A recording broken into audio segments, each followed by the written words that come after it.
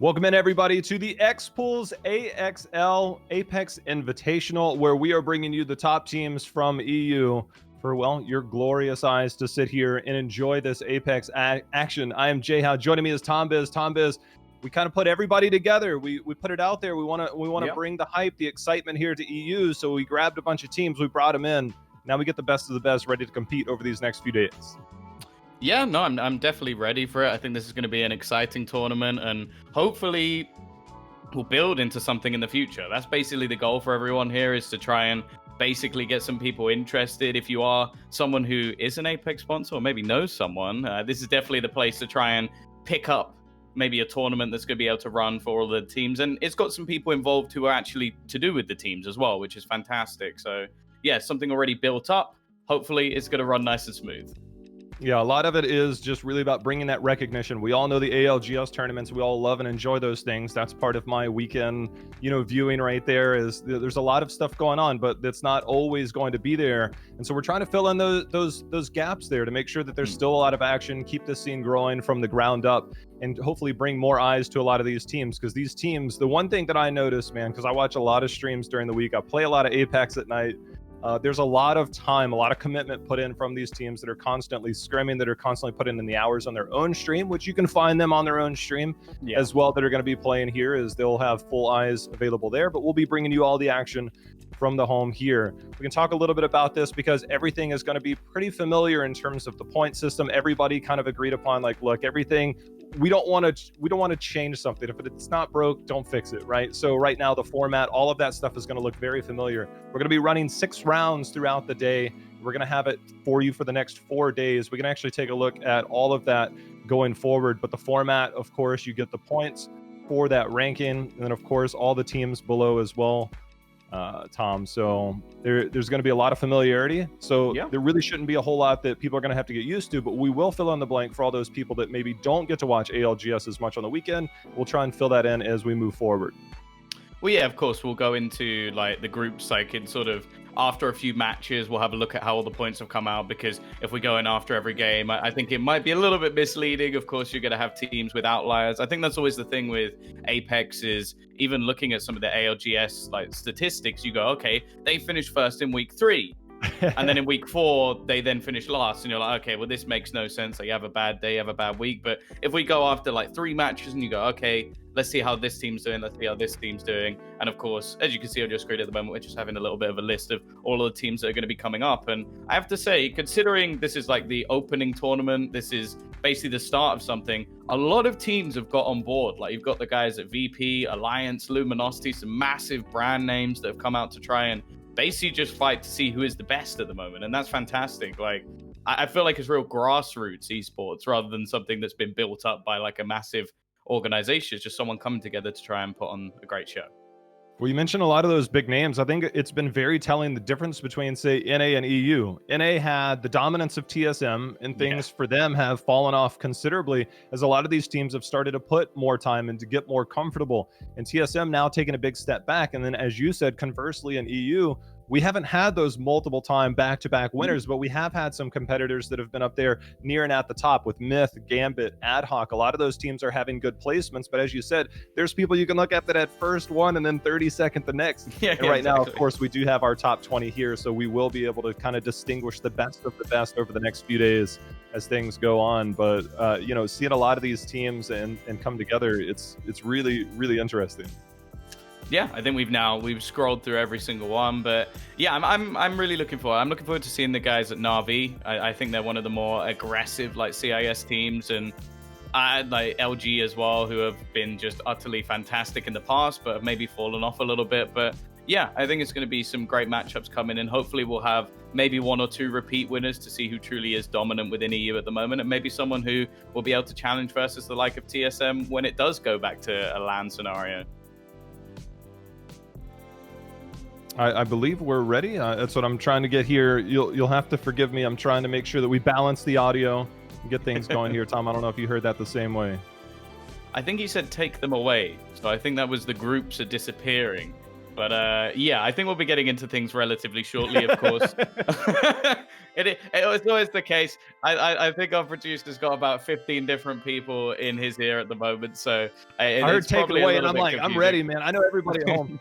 Like, not every look, man. I get it, right? We got to set the stage. We got to get everything going. Everybody at home, they like to see the action. They like to see the gameplay. Trust us, we do too. We do too. And we're trying to get you guys kind of accustomed with everything going here. So you can check out more information. If you can check out Xpools as well on Twitter to kind of get the kind of brief recap of everything that's going on. Liquipedia has done a great job of putting the tournament together as well. So they continue to do a great job keeping up with everything. That's how we do our research for a lot of these teams, because, well, there's a lot of teams to be had here, man. So it's really interesting to kind of see the way EU has come together. NA kind of has their own, powerhouse in certain areas. EU has theirs as well, with especially some of the streamers that are going to be here. I think it's really cool that we're going to see a lot of that, as we got the points kind of coming up there, as we can now look. This is kind of going to be the layout. Here are your teams as well. So if you're wondering who are the players, who are the teams, here's your first look at it. Anything stand out to you? You mentioned some of the big names, but anything more recently that you've seen in doing your research, Tom, that you see for these teams, say, you know what, these might be the teams that have the success, or is it really just that up in the air?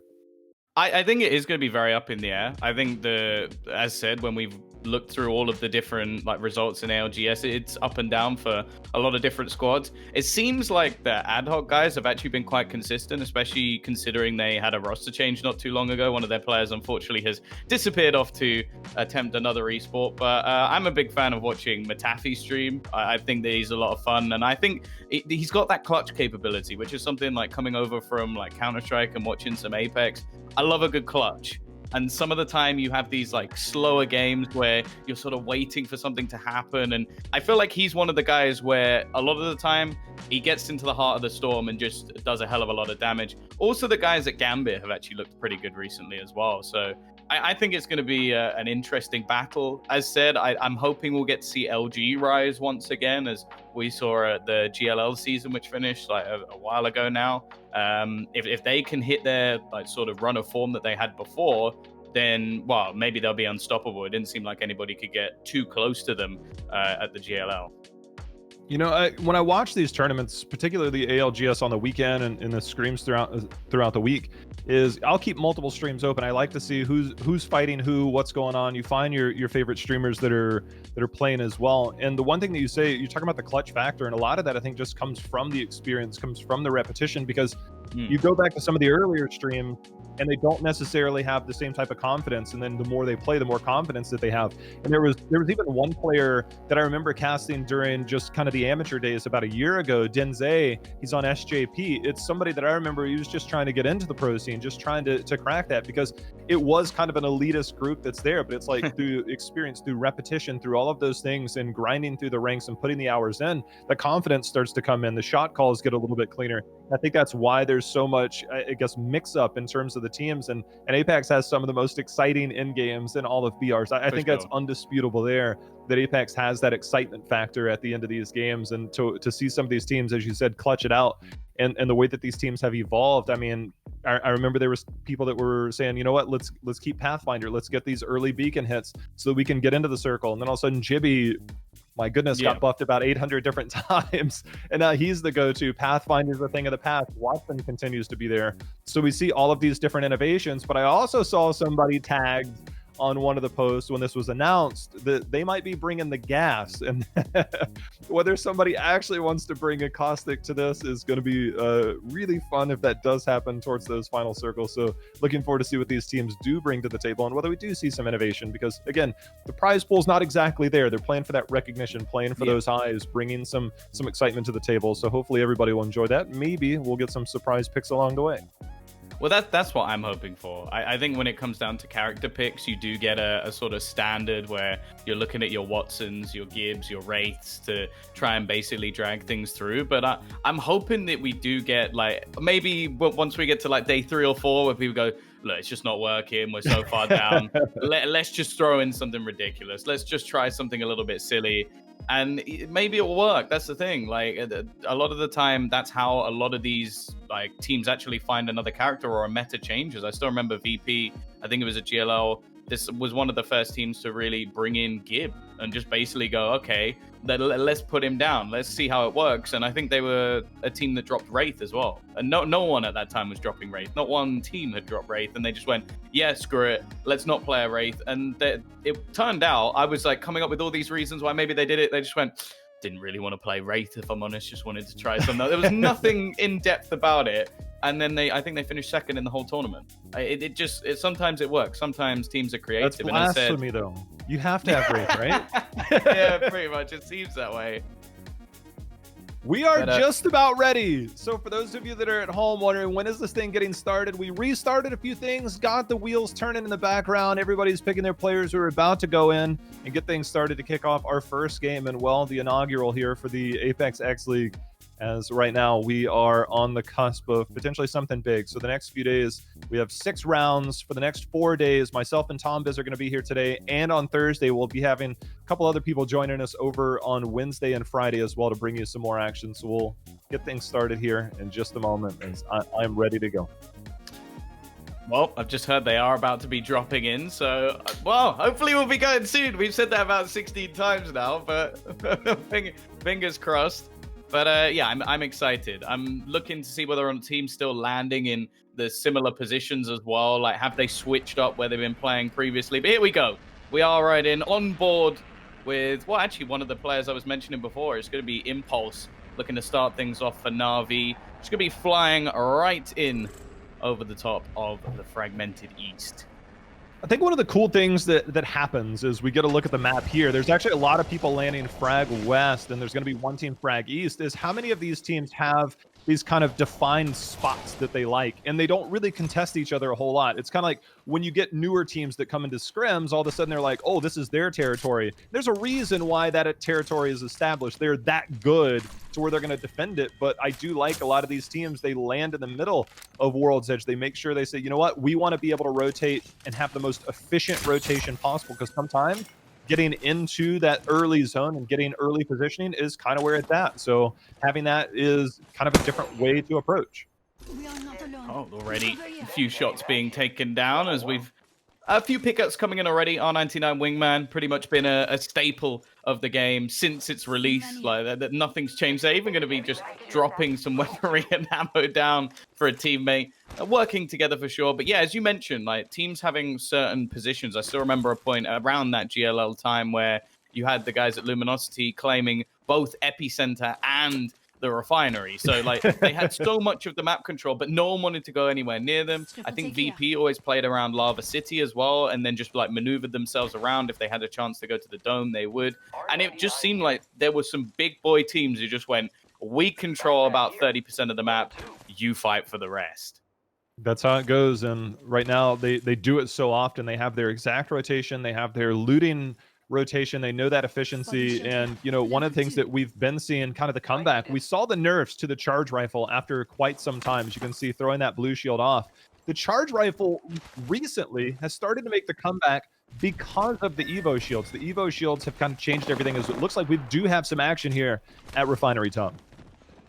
Yeah, Epsilon only recently picked up as well, and they've got themselves a kill off the back of Melee. Is going to get aggressive, though, as they peek in the Gib, just looking to try and survive at this point, dancing around the edge of the shield, but it's not going to be anything for them. It's Jazzers going down, and I believe that's already our first squad wipe, which, I'll be honest, I wasn't expecting to see that for at least another 5 to 10 minutes. Yeah, sometimes those early contests, sometimes somebody doesn't, it's like, this is your territory, this is my territory. It's like, no, I'm taking this. And you'll see that, and it will very much be like 15 squads left going into like potentially zone 2, zone 3. So that is going to be our first of the day. Yeah, and by the sounds of it, it's going to be Lazarus who are already out of the running for the first match. Of course, they now get to sit back, maybe watch a few others. The Epsilon guys still in a little bit of a fight, but now we go on to gaming. It is... Oh, okay! It's a little bit of a switch. But yeah, Epsilon taking a hell of a lot of damage already. They are trying to get the armor swap. Alliance. They did get the armor swap in there, but you can see there is the gas. The gas is out. The gas is doing work right now. As Epsilon, they went from being the dominant to now being dominated by another team. I think they might still be fighting versus Alliance. It seems like Pierre's gone down as well. A VP have really started taking some damage elsewhere. II. They are currently fighting against lots of damage coming down, and it will be the clear out already. It is going to be Epsilon out of the running. A second team god already. This is far more action-packed than I was expecting. It seems like maybe a few teams trying to battle early for some of these positions. Yeah, I think a lot of it when it comes to Refinery, you don't expect there to be 3 teams there, but it could have been that rotation coming over. We didn't see the early drop. They very well could have been coming from the epicenter trying to make that rotation up, and they said, you know what, we heard gunfight, now we got that early rotation. They came up and took care of business. Damn, they are stacked. Two Is sets this of gold double armor gold? already. Who have they been paying to get this level of loot? Like, we used to call this streamer loot, but it seems like everybody in here is probably streaming. It is going to be RPR just making his maneuver over to maybe try and help out his teammates a little bit, escape out of there. Tashin has been taking some damage. He's only got the singular shield, so maybe just trying to build up early on, do the damage, get some kills. Well, we know the Havoc is wreaking havoc currently in the current meta, where a lot of that has just been completely dominant. As the Havoc just doing so much damage, we can see getting the Evo shield up. The Evo shield is not built up, so easy to crack, easy to take down. But they do have 2 members with gold armor, so look for them to re-engage here, Tom. Yeah, I think it's RPR and Mande that have to do the majority of the work here. Tashin just trying to stack up their shield as much as possible, and well, they should be winning this duel in reality. With this much, they should be able to do it. It is going to be the aggression up the top. Few shots coming off, but not really doing too much damage. Yeah, it does look like they might be getting third-partied, so they're going to try and make that rotation back out that early portal, making sure they can get to and from a different spot there. They don't want to have to sacrifice too many meds. We do see they do have 12 cells, so they do have quite a bit, but we know how precious a lot of that is when you do get to those final circles, get into that, as having those meds, having those cells are very important to just kind of hold, be able to poke and build up a lot of things as the game goes on, as we already see one of our teams here posting up shop and Harvester. This is basically just them waiting, already in the center of the zone, a decent spot already. They've got those wonderful Watson fences just to basically delay anybody who did want to come into this direction, almost act as a bit of a scaring mechanism. They are going to be just switching back and forward a few times. It seems like they're taking a few shots from elsewhere, but I really wouldn't like to be pushing into this area at this moment in time. Yeah, a lot of these teams, they definitely like to just coexist in these situations. You'll see a lot of teams take one floor and another floor, or one building and another building. As you can see, neither of them did have an Evo shield. So they're not going to sit there. They don't have any reason to poke. They don't have any reason to use those. I mean, it's one of the reasons why Watson's so good. She can help regen those shields, but they just didn't have a reason to do much more. As you can see, the Evo shield dropped here, as that's going to be double gold purple, so they are ready. They're just looking to get into position and try and make more happen. Some of these guys are so stacked at this point already. Ad Hoc Gaming with double gold and a purple, and we're just basically watching. Still a fair few teams in the Harvester facility. That seems to be where the majority of the players are currently sitting at the moment, which it does have a decent amount of loot. It's understandable why that would be something that's challenged for. Also, based on the zone itself, you've got that quick rotation through if it goes towards the city. But ultimately, for now, a lot of teams just being a little bit more patient. Those early battles have slowed down a little bit.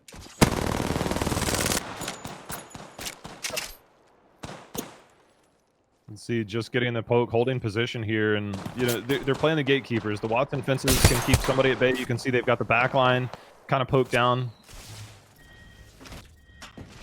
And they're switching back, but here is Harvester, where we actually see one person taking quite a bit of damage, and you can see already starting to rip through here. Watson needing to fall down. They're just trying to get the heck out of dodge. Portal being ran right now just to try and survive. They need to get to a safe spot, need to be able to med up, and this is semi-safe, but not exactly the most safe spot, as they are still within the same building, trying to make sure that they can just get some meds. You can see they are not out of danger yet as they continue to be pushed.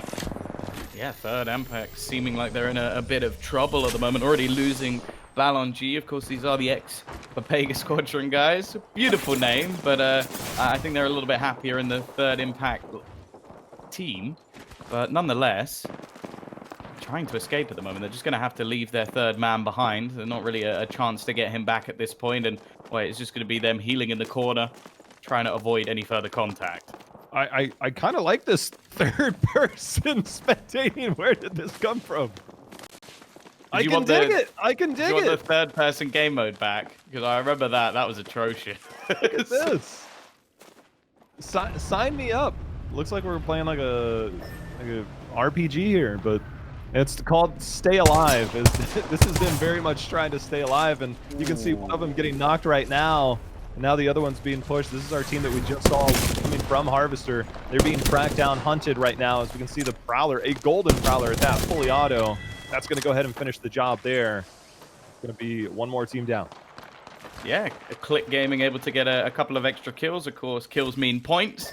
Maybe not quite as much as the placement, but, well, you get 10 plus kills and you basically won the match, I guess you could say.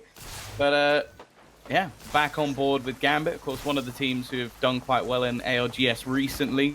I think it was a first and a second place position. So the CIS team doing well. And now we're going to switch over to one of my favorite rosters, one of the more aggressive ones in the form of LG, Luminosity Gaming. Under quite a bit of pressure, of course, that Gibbs shield helping them out quite a bit, and it's looking like they're just going to use the Wraith Portal to try and escape, get into a safer area. But they're under a lot of pressure at the moment, and even coming in with the fight, it's a lot of damage being done. They've already lost one of their players down on the deck. A lot of it was just trying to get in position, trying to get under. They knew they couldn't go in the building, but another team saw that. You do see the wingman shots start to pop off a little bit, crack those shields, just trying not to get hit by that arc star. It gets through, but will they be safe on the other side as they try and do this portal dance just to try and stay alive, because they are in a lot of trouble using that shield from their teammate, trying to get those heals, but that is not going to be enough as they do get knocked. As soon as that gets knocked, those bullets go straight through. They're going to get eliminated.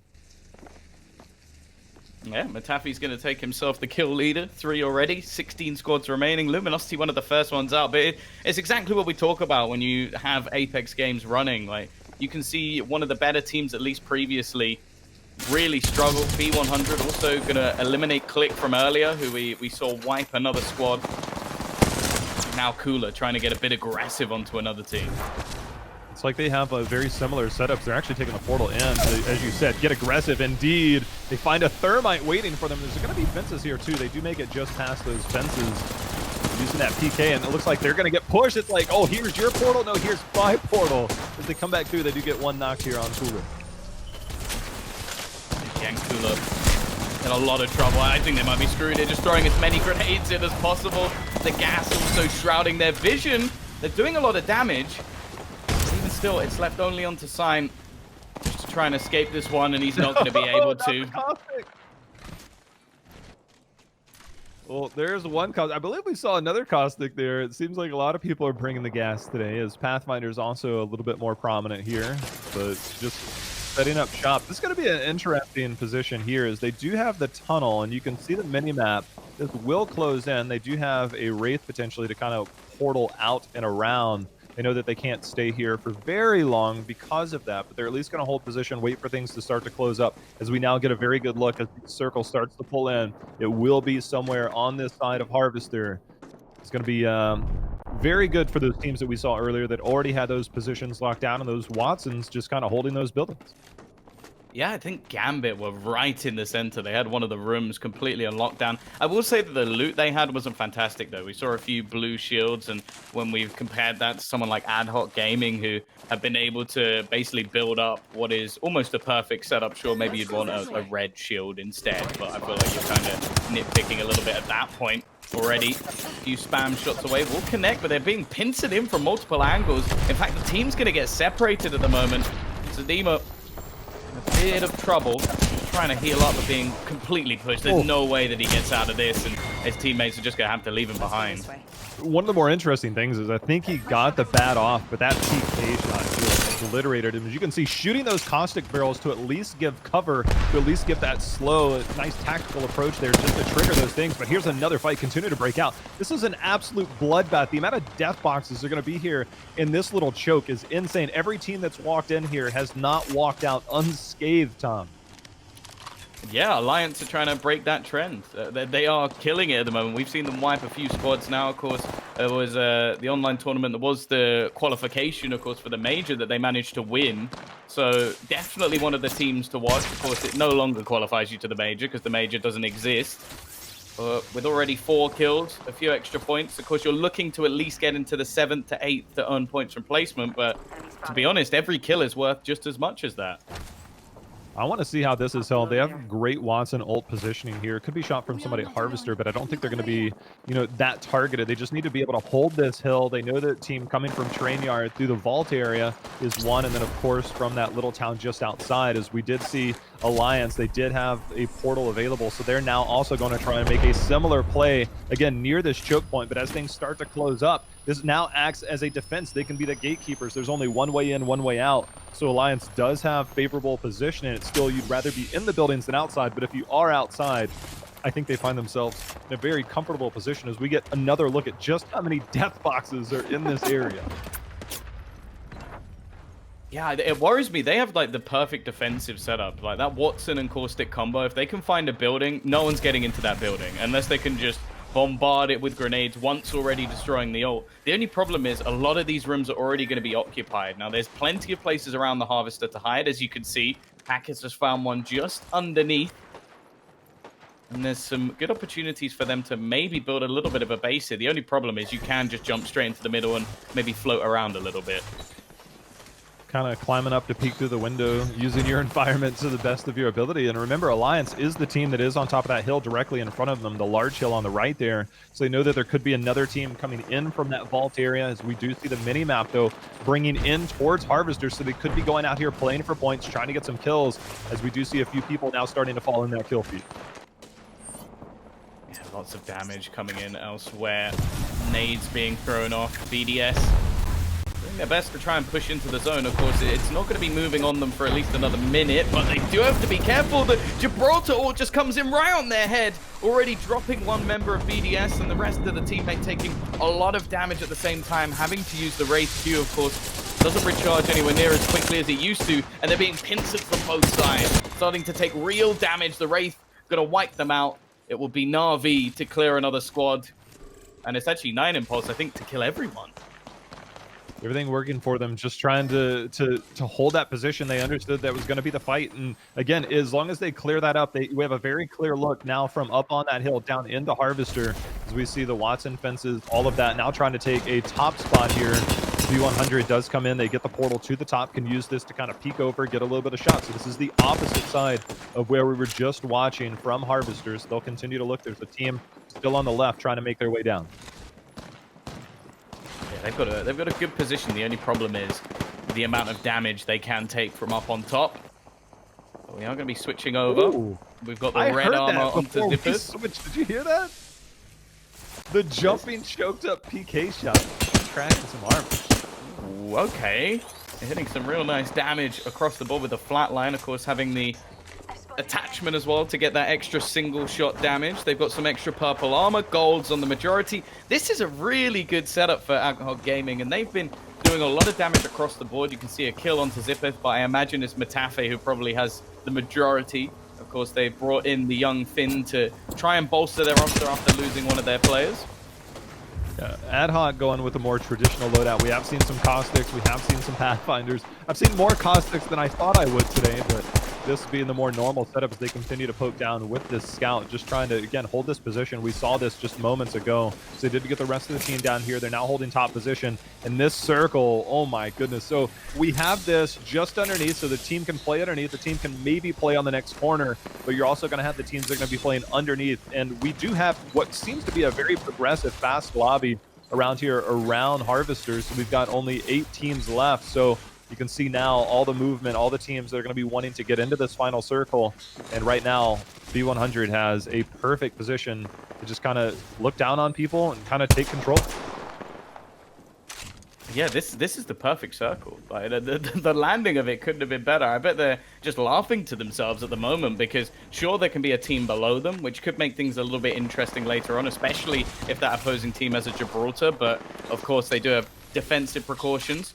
We can see VP from earlier. Pierre's already gone down. Taylor under fire as well, just going to be hiding back behind the Watson ult just to try and heal up his shields as much as possible. Only having 1 shield cell left as well. They are in some real trouble here. Yeah, they tried to put down the bubble before they got knocked, unable to do so. They know that they're just going to be pushed if they try and get the res, and that's exactly what's happening. So they are on their last leg, and that's going to be the push, the kill, and now down to 7 teams as they do get finished there, not able to make it into these final circles. Yeah, I think they were the first team in the points. So 1 point given. It seems almost cruel, a kill equal to the same, but that's why those last few circles are so valuable. If you can finish in that first place, there's 10 points available. Myth, they're the team underneath B100, so there's definitely layers here and so much damage. Wygers are currently taken as they push through. There is no chance for them here, just getting demolished. So many teams falling all at once. Paradise just trying to survive as long as possible. He knows that maybe a few extra seconds can get him a few extra points, and he's spamming the shots away with the Peacekeeper, but he can't quite connect. He will fall. It's going to give SJP the chance to res the team, and it's actually Alliance, in fact. Alliance are going to get that one extra player back up. I think the second just around the corner as well. I don't know if they're going to be able to deliver that to a beacon, however, but at least the two will survive, and they've made it top 4. Rotating Caustic is about as bad as playing with a Caustic. I can't see anything. But this Caustic seems to be at least one of the teams making it in. It's also a little bit of zone blindness there, but getting the Watts in there, using that shield, using that protection did make it hard in that PK exchange. But we've got another exchange here as Denze does have this devotion from the box, and he's just starting to go in Rambo style, but does get knocked. See if CBAC can try and help that out and try and finish the job.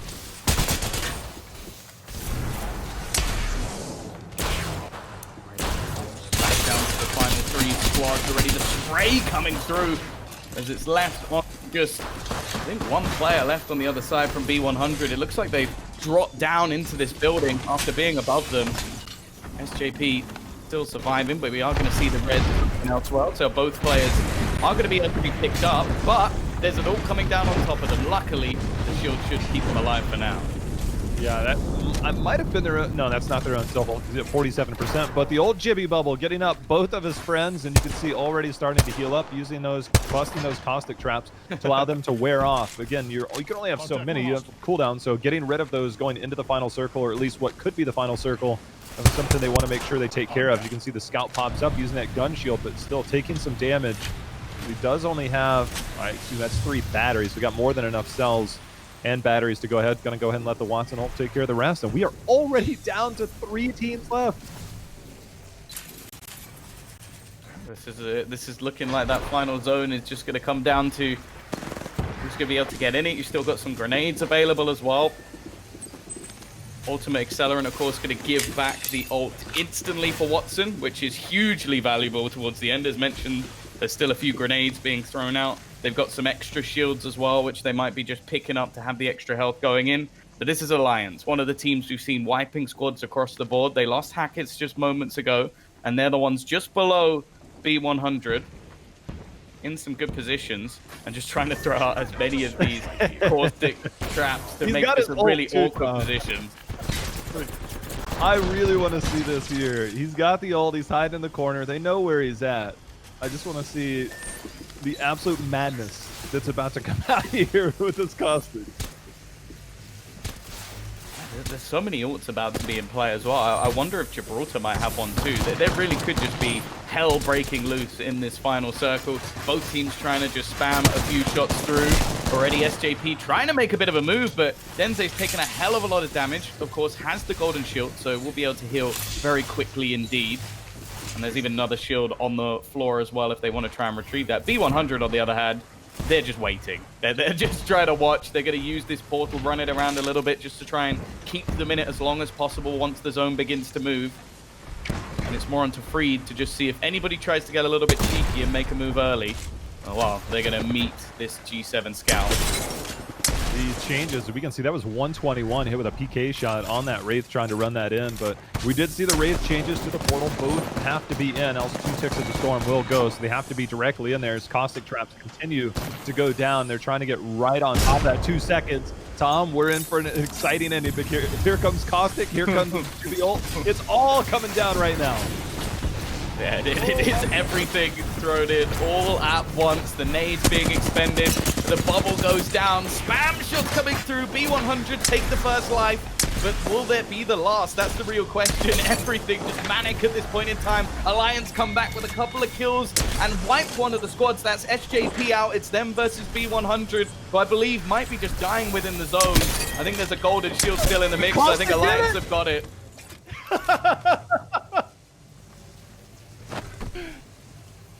The caustic comes through. The Caustic comes through in that final circle. The PK, look, first off, the Caustic came through, but when that Wraith came back through and he had that choked up PK directly on it, that was nice. That was nice. Jesus, that was manic. Especially they were the only squad with two players left. So to come out on top there, Alliance, that was incredible. Like, they had a massive advantage going into that. Sure, they did have the ult and they were hiding in the corner, and I think the zone was closest to them. I think that's what gave them the advantage, but that was utterly ridiculous to win out all of those fights. And they were battling from the beginning. We saw them run all the way through around the Harvester, just killing off teams. You could see 7 kills for IPN. So I think that might even, is that the most? I think Raiden has 4. You're seeing Denze has 4 as well. But yeah, I don't see anybody with more than 7. That's not bad. I mean, 14 total kills and a first place finish, all while bringing the gas. Color me impressed, man. That's what you like to see in these first few games. We know Alliance has been one of the top teams, one of the top performers, at least one of, I'd say, the top 3 or 4 that we've seen so far. The fact they come out here and put on a statement, and a lot of that does come down to position to play.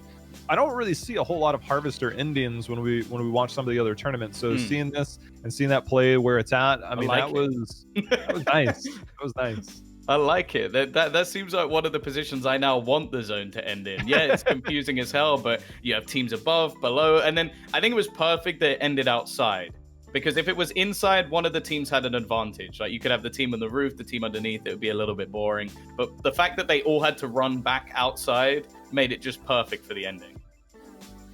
A lot of that has come through. I mean, just, again, the fact that look, scrims are practiced to get better for when it matters, and this is kind of in that same realm, is that there's a lot of good habits that are being practiced, but I also think the reins might be loosened a little. We saw some slightly different style, a little bit more aggression. That we saw that choke point right outside of Harvester that goes over towards Sorting Factory, that little S curve that goes through there.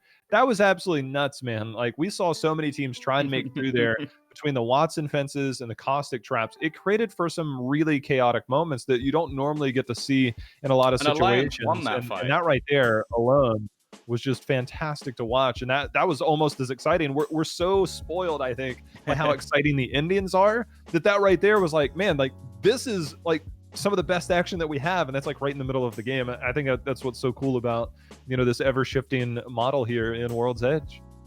Well, I think the thing I like most is the fact that Alliance won that fight and won the game. So they went through all of that. It's basically like the hero story, where it's like, oh, he has to run up all the stairs, he does the training montage, and then he gets to the end and he kills it. Like, the fact that they managed to win out versus all of those teams means they also weren't in the Harvester. Like, you have to remember, there were teams like Gambit, B100, who were in there from the beginning, just chilling, like, yeah, we'll just wait this one out. We're ready. And then Alliance, in the meantime, are battling through like 10 different teams. They get the most kills in the match, and they get the most points. So, well, they deserve it. We'll see how it goes. We got 5 more rounds left. We are going to go to a quick break, get a few things tinkered on behind the scenes, and be back for some more action here, brought to you by X-Pools. We'll be back in just a moment. Stay tuned.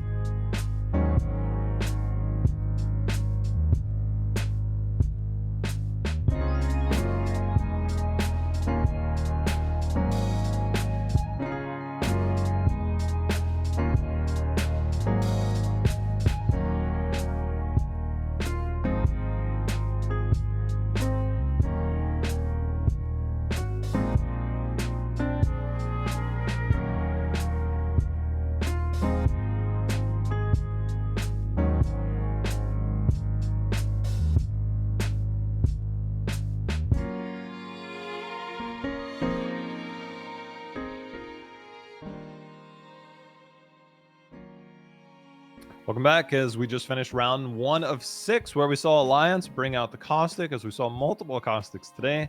We saw the Alliance with Caustic put up 14 kills and a first place finish. It doesn't get much better than that.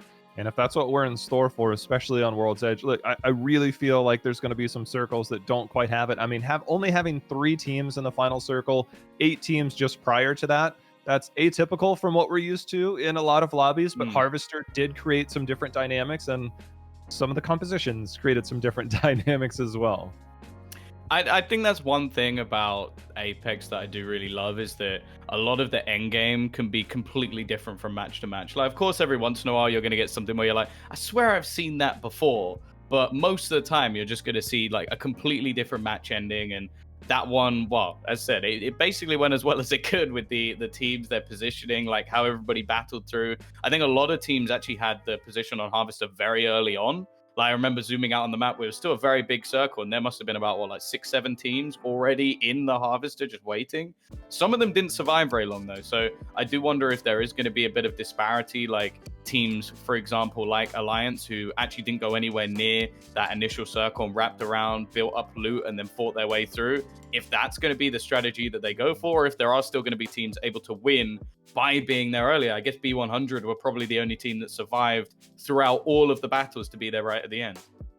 One of the more interesting things is how difficult it is for those teams to make it from the outside in. It's one of the reasons why you see so many early rotations. The teams that make it out, there's really only, like, especially there in that choke point, there was only a few ways to make it in. And so you're talking about 1 to 2 teams potentially making it through there. You got the gatekeeping team, and then you have multiple teams potentially going through a lot of those chokes, and depending on where the circles are, it can dictate a lot of that.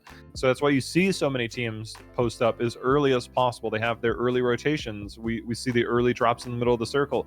But for those teams that are on the outside, that are on the fringe, that drop in different places, they might have an advantage, or they're going to be one of those teams pushing from the outside in. So it always brings up these different dynamics in terms of how you're going to get there. And if you get that, as you said before the break, that trial by fire just to get there that Alliance did, I mean, they ripped through that and then some. So it's very impressive, as it's now time for game number 2, Tom, as we got B100 hopping up here at Skyhook.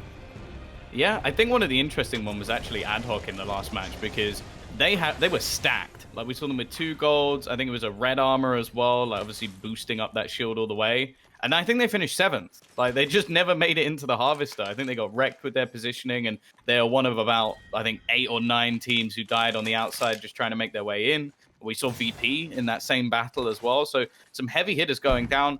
The one I was really disappointed with, though, Luminosity, I think they finished like way outside the top 10. So maybe I'm just reminiscing about some of the things I saw previously, like months and months ago, even last year. But I'm hoping we get to see them bounce back a little bit here. Otherwise, well, who knows? Maybe a change will be coming.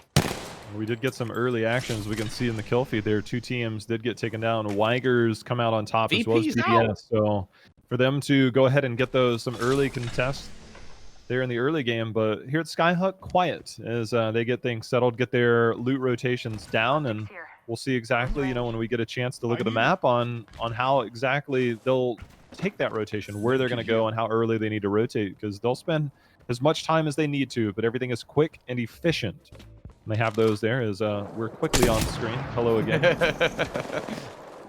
Yeah, no, Virtus.pro being out as one of the first teams is a real kicker. Like, obviously, Pierre's one of the players who helped bring all this together. Ooh, okay.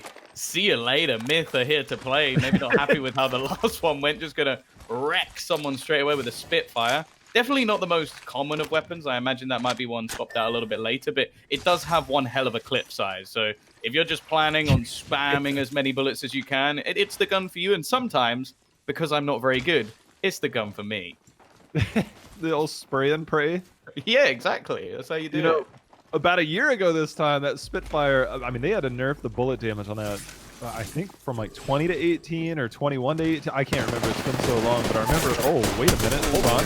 We got some action. Spitfire's spray and pray, but their spray and pray is a lot more accurate than ours is. But right now, the rest of the team not so lucky. Trying to now take this 1v however many's left. That's actually not going to work as the PK comes in and finishes the job. So Myth actually going to go down after taking their fight, something we've seen happen a few times now. Yeah, that was Gambit. Again, one of the teams I mentioned earlier as someone who has been doing quite well in recent form. And They're just going to come in as that third party, wreck the remaining team, and steal all the loot over at the tree. That's the plan, at least. This angle is wonderful. I'm loving watching Kramer just run towards me, like sliding down the hill. The only one in his team to actually have any real armor at this point. Of course, the others are all working with the Evo shield, which early in the game is horrific. Like, you almost want to be the guy stealing an Evo shield off someone who already built it up, because when you go in with so little armor into these initial battles, you're basically a few shots away from death.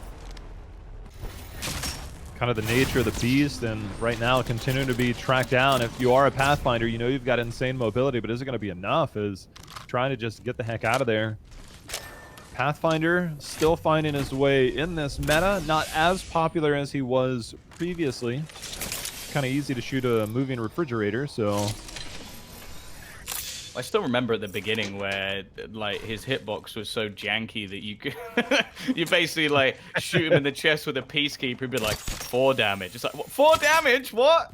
So I'm glad that they fixed that. At the same time, that the character's definitely not as OP as it used to be because of that reason. Same with sort of Wraith, I guess, because Wraith was always the smallest hitbox. Everybody would just pick for that reason, but obviously the abilities that Wraith have is also one of the many reasons that it's probably the staple character. We're going to see another battle coming in. It's the guys at Gambit still fighting around this area. Going to be getting right into the mix. It's going to be hard trying to do as much damage, but, well, that is the cruelty of the Peacekeeper sometimes. 2 shots hit, I think 18 damage done total, and now it's left onto Artico to try and save his squad, and he's going to go down with the ship.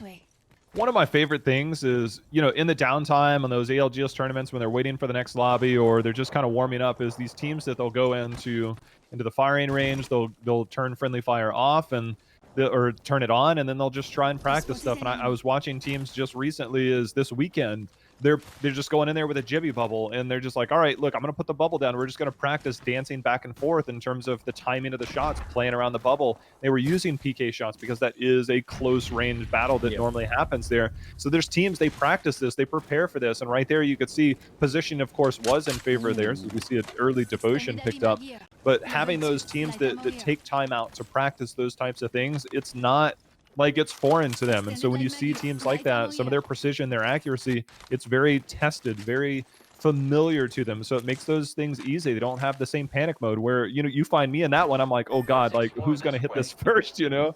But these people, which teammate can I bait for this? Yeah. I would never do that. I'm a great teammate. It's like solo queue into ranked. It's like, oh, you're in a battle. What's that? I see something over in the distance. I better go in that direction. Sorry. I'm not losing my points to you. There we go. On board with Na'Vi. Again, the classic setup. Wingman R99. Pretty much since the very beginning of the game, this has been a combo that I think everybody has loved. Me, maybe not so much, because my accuracy with the Wingman is not great. But, you know, for the pros, it's almost too easy. You see some fantastic shots. If you ever watch any of the streamers, you can get some very spicy things done. I think Impulse is definitely one of them, and another is actually Mandy. I watch his stream quite a bit, as it's going to be North. We now switch over to... We've actually got the charge rifle. Now, I didn't see too many charge rifle shots actually made in the last match. We saw a few players with the gun, but I don't know about you. Do you remember anybody getting wrecked by a charge rifle? Because I no, and honestly, they're really using it just for the Evo shield. Like that's really its primary use. But normally, when you see somebody, whether you know, we saw some scout nerfs that kind of open the door for the charge rifle to come back. But normally, when you see somebody with a wingman, they normally just pop off wingman shots. They don't really carry the charge rifle behind it. They go ahead and say, you know what, my wingman will help me get my Evo shield up. Then I'm just going to switch to something beyond that. So you'll see potentially a switch in this, because we did see them with a wingman charge rifle. So it's kind of a unique, I guess, loadout that we're not used to, as we do see a few teams there in the middle chokes, and they're playing around a lot of those rocks in the high ground. That we do see them just to the northeast on the low ground. You know, are within the circle right now is north, so we'll see if they rotate up as they continue to build up those Evo shields.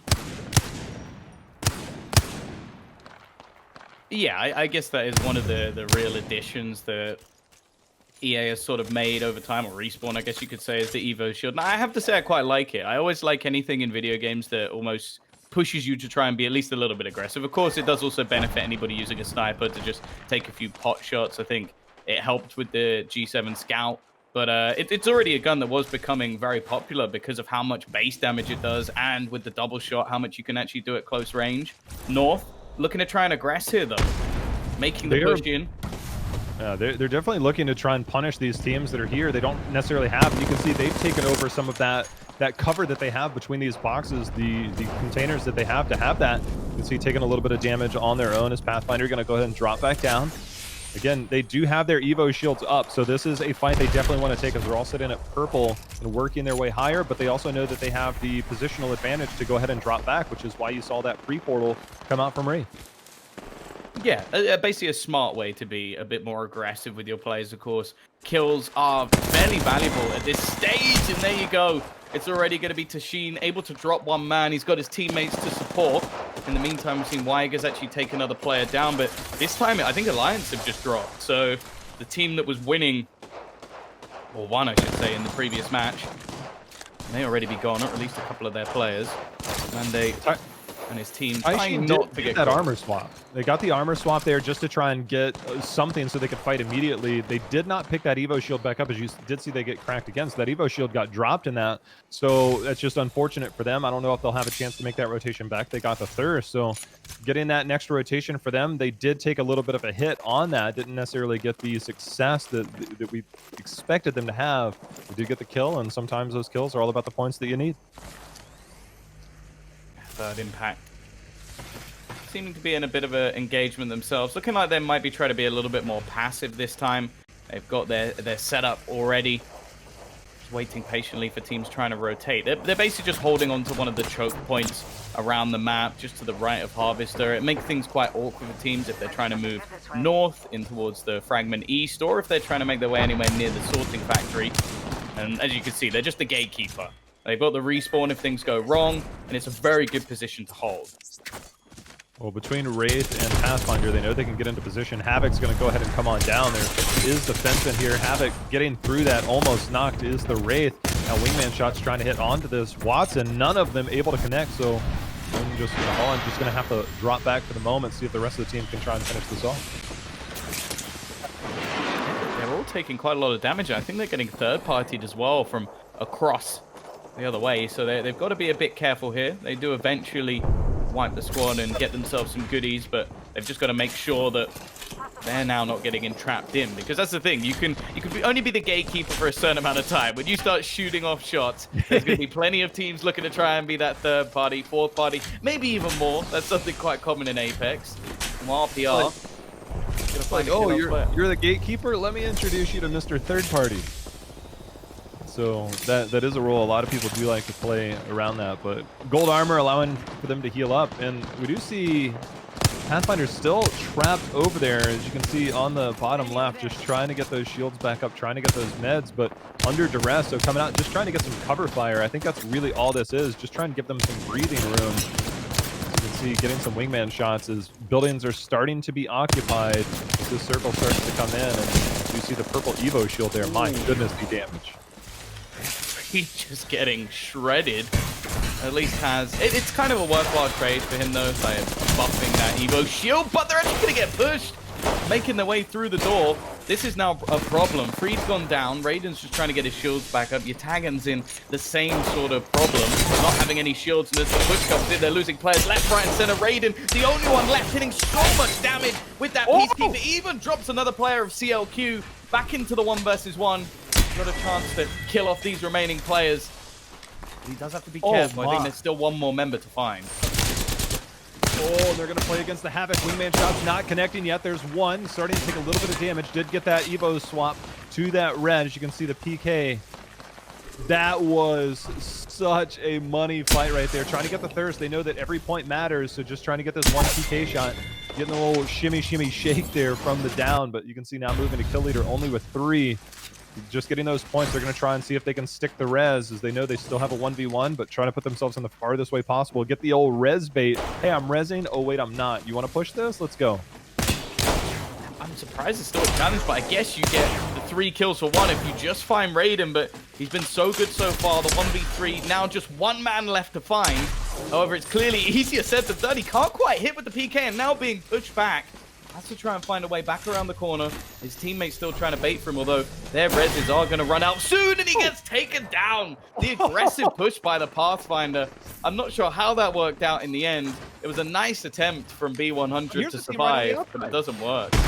BDS, if they can see this, this is the team that just died. BDS, if they can identify that, there's only the Pathfinder that was in there. They did not quite see if there was more in there. They only have 2, and they have blue and white shields. I'm gonna say, if they push right there, that is loot heaven. But instead, they just bust down that. They didn't know that there was a full finished fight there. But man, that Pathfinder push, I mean, you gotta have ice in your veins to try and make that push there. But they heard the shield. They know that, look, you can shield, you can cancel your shield. That Watson is communicating that. You can't switch fast enough, and that one PK shot was enough to finish the job. BDS clearly trying to be a little bit more passive. I wonder if that's the res onto both players. It's seemingly just one. LG, in the meantime, looking like they're having a much better game, killing off another squad into the top 7. I was wondering if it would just be a blip on the radar, if we are going to see them rise back to prominence. Of course, the CIS roster having huge success in the past. But we are going to have the zone slowly shrinking in, and it's in very open ground. Sure, you have the Geyser still on the edge of the zone, but it doesn't look like it's going to center around that spot. The Geyser was interesting because one of the far outside teams, we saw 3, but we saw a rat in the one building a little bit closer towards where we're looking at now. And there appeared to be another rat just south of Frag East. Everything else seemed to be a lot of really full teams. As we'll get a new look at that. And it is pulling to Geyser. So that team is fully in position, as that we do get a look at them here. So they are in an excellent position now, as I don't think a lot of people expected it. We saw only this one team here, everybody else kind of closer to sorting, but everything pulling heavily in favor of them. So they're in a prime position, kind of hold out now.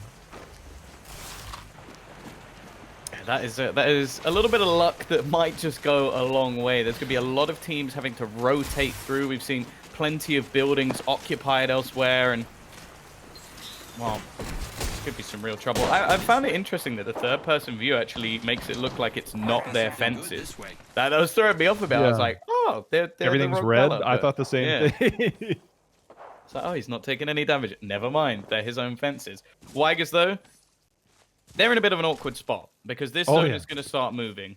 They have to make a decision to either, well, run through the zone, which is almost suicide, or try and run through the choke point, which we have known has been guarded for about the last 10 minutes. There has been many gatekeepers trying to hold on to that position. Going over the top doesn't seem like too much of an option either. So I think they're just going to try and wait this out. Maybe catch right on the corner. Well, there's this weird one. Like, the mini-map doesn't show it, but like there's kind of like this underpass that they're kind of holding. So they're kind of playing like pseudo gatekeepers, but also if they push down, there's that team in the building waiting, which we saw only had 2 members left. We don't know if they got the res off. They kind of have their own choke point to kind of hold on to. So they're in an awkward position if they push into this choke that we're looking at on the right, or they're in kind of a decent position as we do see this charge rifle continue to go out here. Triumph just trying to get in position of their own, but we're 5 seconds away from this zone pushing in. So something's got to give. Something has to give, and we're about to find it right now. Something has to give. Someone has to die. I think that's the only real option. Triumph, I feel like they may be on the wrong end of this battle. Like, trying to make it through all of the fences. Sure, you can just shoot out the bottom, but there's going to be a team waiting up the top. They have a prime position. This charge rifle's still laying down some damage, but maybe not the gun you'd want to have getting into these close quarters battles. The flatline's going to take control. Massive spray down.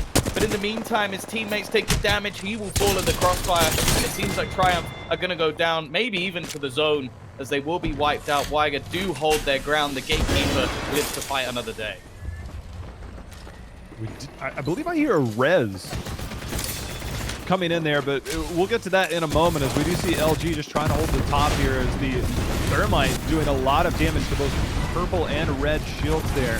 You have position, not being hit by the ult. They're just going to try and go down. PK locked and loaded, ready to see if anybody's going to come up. Everybody's starting to heal up on the team, as they're just going to try and coexist for the moment. As nades start to come in, no Watson ult up here, because there is no Watson in the party. We have a Crypto. This is our first look at a Crypto today. Yeah, it's definitely not the most common. RPR, I think, has just wiped the full squad as well. It's going to be CLQ gone. leaving us down to just 4. So it is almost a completely different roster of teams that we're going to see towards the end of this match. So our scoreboard's definitely going to look interesting by the end of it. LG just happy to wait at the top of this building, but eventually they'll have to move. You can see the zoners actually switch. There's only really one building actually within inside it as well, and I'm gonna bet some money that there's probably a team occupying it as well, which there is. You can see right at the end, and in fact, another trying to rotate in through the building. So we have a couple of different battles, 2 teams in the same building, and the others fighting for one. That was the building that we looked at. I'm like, man, they're going to be on the outside coming in. Yeah. They've actually got perfect positioning as it continues to pull to that building. So it's pretty crazy how some of these zones pull. So a lot of teams, and it's this building right in front here. So you're going to see they're going to try and come down and poke through this window. There's only 2 members in there. So we're going to see Wygers come through, try and land some of these shots. Going to play a little dip and dive of their own as Pathfinder says, look, I can go down there. Guess what? I can get right back up. You can see on that mini-map, they are just inside. So they also have a nice lookout point. They're well protected. They have the Watson ult, so they're not in a bad spot. The next circle is going to be very telling. So look for Wygers to have one of these top 2 finishes as we are already down to 4 squads left. Man, 2 of the teams are rotating out of the same building. So if they both survive somehow, I always wonder if they've got some sort of weird hack, because they're both being shot by 2 different angles. You can see the team within the building as well, just trying to rattle off some shots back in the other direction. You can see North, they've made it to the edge. It is going to be a fight. They're just slowly going to edge off the back of the building. There must still be LG somewhere. Surely they're in behind them somewhere along the way. They must have been the team rotating around, but I'm not sure where they've ended up. But we still have the same 4 squads. This team is still inside, but they can also play the high ground. So they have high ground, and they can also aggress into the inside if they realize the other team starts to get knocked. So we have another team playing directly underneath. LG. So there's so many different positions right now that they got to hold. And LG's probably in one of the tougher spots because they have so many different angles. Now they're being pushed from the other side as well. So a lot of trouble right now for LG as they're just trying to hold on, just trying to use every line of sight angle they have to just try not to get knocked, as we do see one member fall as the Jibby goes down. They're just going to play completely under here, trying to play every sight line possible to stay out of danger. You have to think the Luminosity is screwed. Even trying to use the drone to just find out a little bit of extra information, but this is a horrible position to be in. One team in the building, one team around the edge of it, the other on the high ground. Like, LG are the ones just sort of sat in the middle of all 3 of these squads, just trying their best to survive. And to be honest, they're doing a damn good job. Zania will retrieve the banner. I think that may have more been an attempt to just hopefully get something out of the box, just using a lot of shield cells here. Of course, that's the only real drawback of that red armor, that you do have to recharge every single one. But there you go, there is the armor swap, as you said. Yeah, Crypto was able to go over. It's like, look, you go get this because you can always press Q. I just am going to go over there and get shot. So why don't you take care of the easy part, the hard part first. As here we go, circle starting to close in. Again, you can play on top, you can play above, you can play below. And right now, that's all of our teams right now. Wygers has made their way. They're going to have to drop down, get a battery off of their own. You can see everybody trying to get there. But here comes the Crypto drone coming in. EMP going to create some havoc right now, as we can see one of Wygers did go down, and there's going to be Taishin going down in the kill feed as well. So a lot of action here as things close in and everybody playing on basically every single level. I don't know how there's room for 4 teams here, Tom.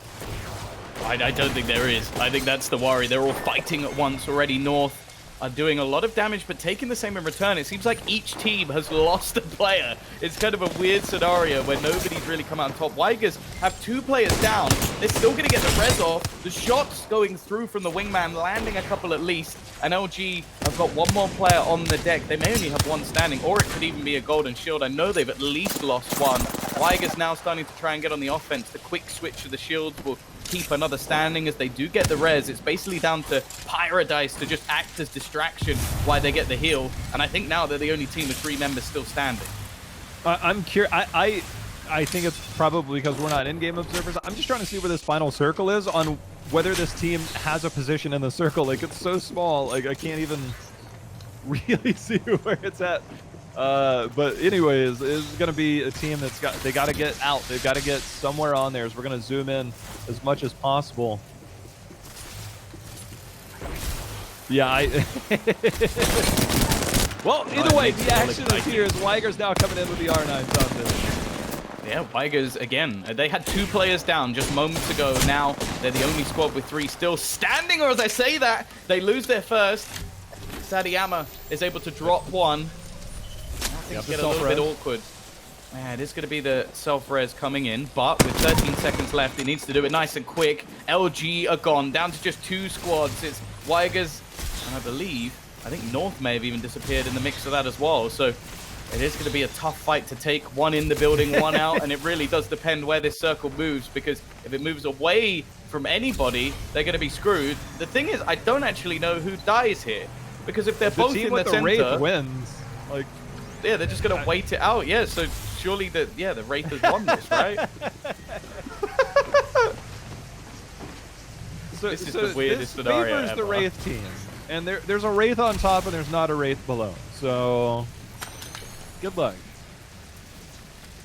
I don't even know what you do here if you're the team on the bottom. You're just trying to... So basically, they're taking extra damage so that they can heal as the zone centers. No, but it's like, you can heal now, so that you'll have that little extra bit. They actually push in. Wygers are just going to use their 2 remaining players to almost suicide onto the rest so that they get it. That is genius. Just playing so aggressively so that the Wraith could just survive at the top. Very smart way to win out the match. And, well, it is going to be Wygers to actually close things out. Wygers had perfect positioning. We saw their rotation from just southeast of Frag East. They made their rotation up through that choke point, held that. A lot of things went in their favor. They had a wonderful positioning, great rotation all around for them. And of course, I'm like, this is prime position to get top 2. Easy. It was already, and then we got down to 4. I'm like, well, that's going to be an easy guess there, sir. But they had such fantastic position. It was always almost going to be in their favor. But the fact that they were able to res, to manipulate a lot of things in their favor, like that was beautiful. That was beautiful to watch. As we can take a look here at our placements as well. Some of the damage across the screen as Wygers, man. Yeah, I think the most impressive thing is the fact that they had 2 players down. Like, there was a moment in there where they looked like they were out of it, and somehow they managed to bring themselves back, almost a redemption story. A fair few kills for all of the top teams. I guess Dead Inside, obviously one of my favorite team names. They're going to be the ones to be a little bit further down, but of course that's how Apex is played. Like, you want to be trying to survive to the end, but you got North with 10 kills between them. I think it's slightly less on 9 for Luminosity, but of course they finished slightly higher up. So a decent kill game. VP right at the bottom, though. I think that's a surprise. One of the teams that we sort of expected a lot from. Ad hoc as well, not able to put up too much for performance, but it really shows how much of a sort of challenge it is for all of these teams. There's so many good teams in this lobby at the moment that there is no set winner for any of these matches. And I think B100 were right at the top in the last game and right at the bottom in this one. I mean, we looked at that, placements are worth a lot of points. Dead Inside was that team that was stuck in there in the inside. And that was the team we were skeptical of. So going back to that point it's like, well, there's a team just casually in Geyser. There's no way it looks like it's going to pull Geyser. Then sure enough, it pulled directly in that building. The final circle was directly on them, and they were the team that died at the end. So the numbers weren't necessarily indicative of, the entire game, because they were there. They were like, well, we're holding for position. They ended up in second place. They didn't have the same amount of kills. As kills worth 1 point, but the placement is where it's at. And you can see with Wygers getting both the placement and the kills, putting themselves up there in place. I think they had 2 less kills than what we saw from Alliance in game number 1. So these teams that are getting in first are making it worth their while. They're putting up the numbers, they're getting placement, but it's all about consistency to get there, which is why we have 6 rounds. We're 2 down. We're a third of the way through. We got 4 more to go. We are going to go to a very quick break, get these teams ready to go and get ready for some more action. So don't go anywhere.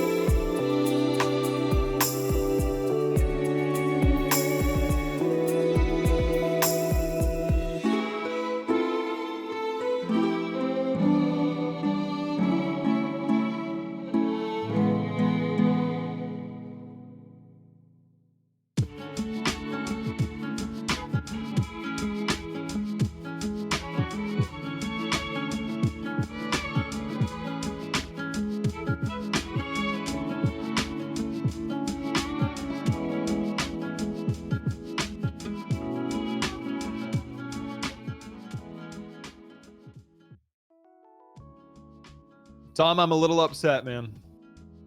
Oh, you didn't get the video. I'm upset. We took a break. I stepped away for a second. We just finished our game. The new Loba video came out. I'm like 30 seconds into it. It was great. You guys really ready to go back? it. And I'm like, no. No, I need another minute and a half, 2 minutes. Do you want me to spoil all of it for you? So basically, no, she starts walking. I'll watch that during next break. For those at home, the new Loba video came out. I didn't get to see it. Hopefully, you all are getting a glimpse at that. While watching this awesome action, as we have the top 20 teams in Europe here for the X-Pools Apex Invitational, the Apex X League. I'm Jay Howe. Joining me is Tom Biz. Tom, here's a look at the updates for the points and how things are breaking down with their teams. Yeah, Wygers have actually got themselves right at the top now, just about overtaking the guys at Alliance. So yeah, it's a big game for them. Obviously, winning it out in the last one, we've seen a move up from North, but VP 1 point.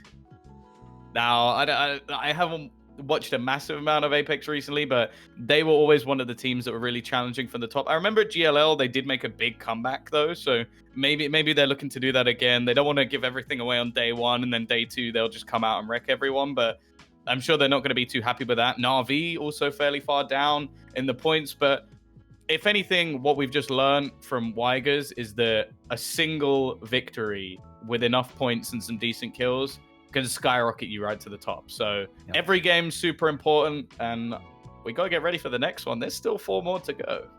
Yeah, it makes for an exciting day of action when you consider, kind of the ups and downs of these teams. I mean, look, just getting kills sometimes can be enough to kind of propel you to that top spot. We've seen different changes in formats over time, the way things go, and just trying to make sure we get enough points. And getting points is part of getting kills, but also getting those placements is it's time now. It's game number 3 underway. Pathfinder showing us his skills on his way down. Yeah, I'm always going to be wanting like the kills equal points, just because from a broadcast perspective, I think it's the most exciting thing.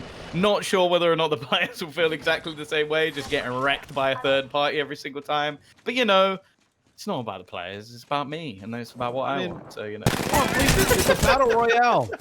Oh, Wygers, who first place and had 12 kills last game, already in trouble here just outside of frag. Yeah, they're gone. Surely they must be. That's already 2 players down. It's Rub just left. Just run, survive. Like I've just had a couple minutes speaking about how it's all about kills. Sometimes it's not. Run away. Try and survive. Try and get your team at least some points. Maybe come back, grab the res a little bit later. It's almost like sometimes you watch a player and he's just carrying on with his day, like just picking up weapons. There's a lot of battles early on. This was a position, the epicenter, that used to be belonging to LG. It seems like it doesn't anymore. Plenty of teams going to be fighting for this spot now. Oh my God! That med kit, but getting hit on the way out. Nicely placed art grenade. As now, TI in a bad spot as well. Just maybe this is another one. It's like, well, I'm a Pathfinder. I'm just going to go rat it out, or do they turn and try and take this fight to save the team? Yeah, I think that sometimes ratting it out is the right call, but it's looking like they're trying to spam a few shots away. This is third Impact, just trying their best to survive here, not even with any armor at the moment. So there's not really much that the Pathfinder can do. This is a cruel world sometimes. Sometimes you get the loot, sometimes you don't. We've always made jokes on previous streams about streamer loot, where you see someone just fight gold armor in a building, and it seems like that's what B100 might have done here. You tag him with gold armor already, and they've just been looting the buildings. Oh, my favorite. he had a P2020. That's why I said it. He had a gold P2020. He still has it. Well, it's one of those guns where you can do a hell of a lot of damage with it once you remove the armor. Before then, it's okay. Oh yeah, well, I mean, it's kind of one of the tough spots, right? Like if you're really good at the game and you have an extended mag on your R99 or whatever it is, you can normally one clip somebody, and then whatever gun you have finishes them off pretty quickly. Yeah. The P2020 is kind of like that middle ground where it's like, oh, I can do some damage, enough to take off their shields, but I just want to 1 or 2 shot somebody with a P2020 after. But you can kind of already do that. It's kind of like this weird catch of like, oh, I can do this, but I can also do this with another loadout.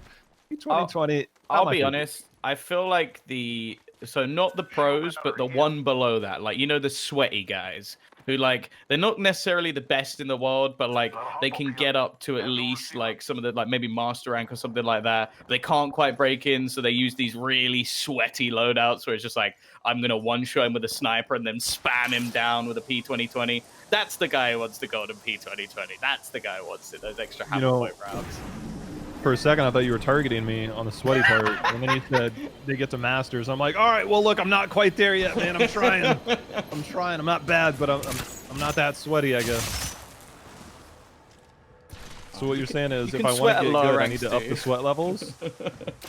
Yeah. Well, that's the thing. Like, it's all worth it for the trails, isn't it? It's all worth it for the trails. That's what you get. You get to show off. I got to, I think it was diamond in the second season. Now I have that diamond trail forever. And I can show off. Now I never need to get to diamond ever again. But enough of me, because no one really cares. We're going to be talking about Gambit, and they've already got a player down, looking like Ardiko might be lost and, well, seemingly, maybe even abandoned. It's going to be the fall away from his teammates, just trying to escape. This is the issue. Like, you want to be the hero sometimes, you want to be fighting, but if it's a losing battle, the placement points are worth it. Like, we've seen a couple. It was Dead Inside last game. They had 2 players for the majority of the round. Gambit have run into another squad. I believe that's even a devotion, firing shots away. And well, this has now gone from bad to worse. Just the remaining Wraith scattering away, but being chased down by the Pathfinder. And I believe it was LG again. LG are going to put the final nail in the coffin. The third party coming through there and getting pinched in a choke. I mean, there's no escape at that point. Now we do see Na'Vi over here near drill site trying to get some kills of their own. We did see 1 or 2 knocked there as we did switch over. There's going to be 1 knocked. Probably has the gold res shield. Somebody's got it, so they're going to go ahead and make sure and finish the job. That, or they were just saying, you know what, I'm dead.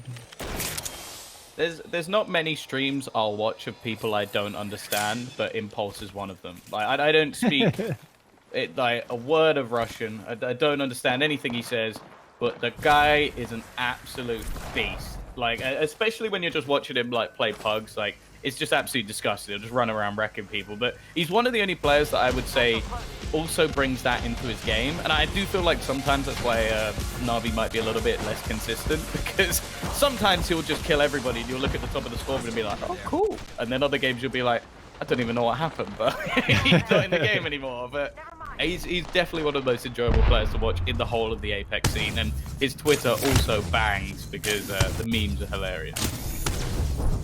This is, okay, so that right there is the charge rifle in a nutshell. We saw 3 damage and we saw 6 damage. But when you hit, like, you're still going to hit 90 plus. There's 52 there.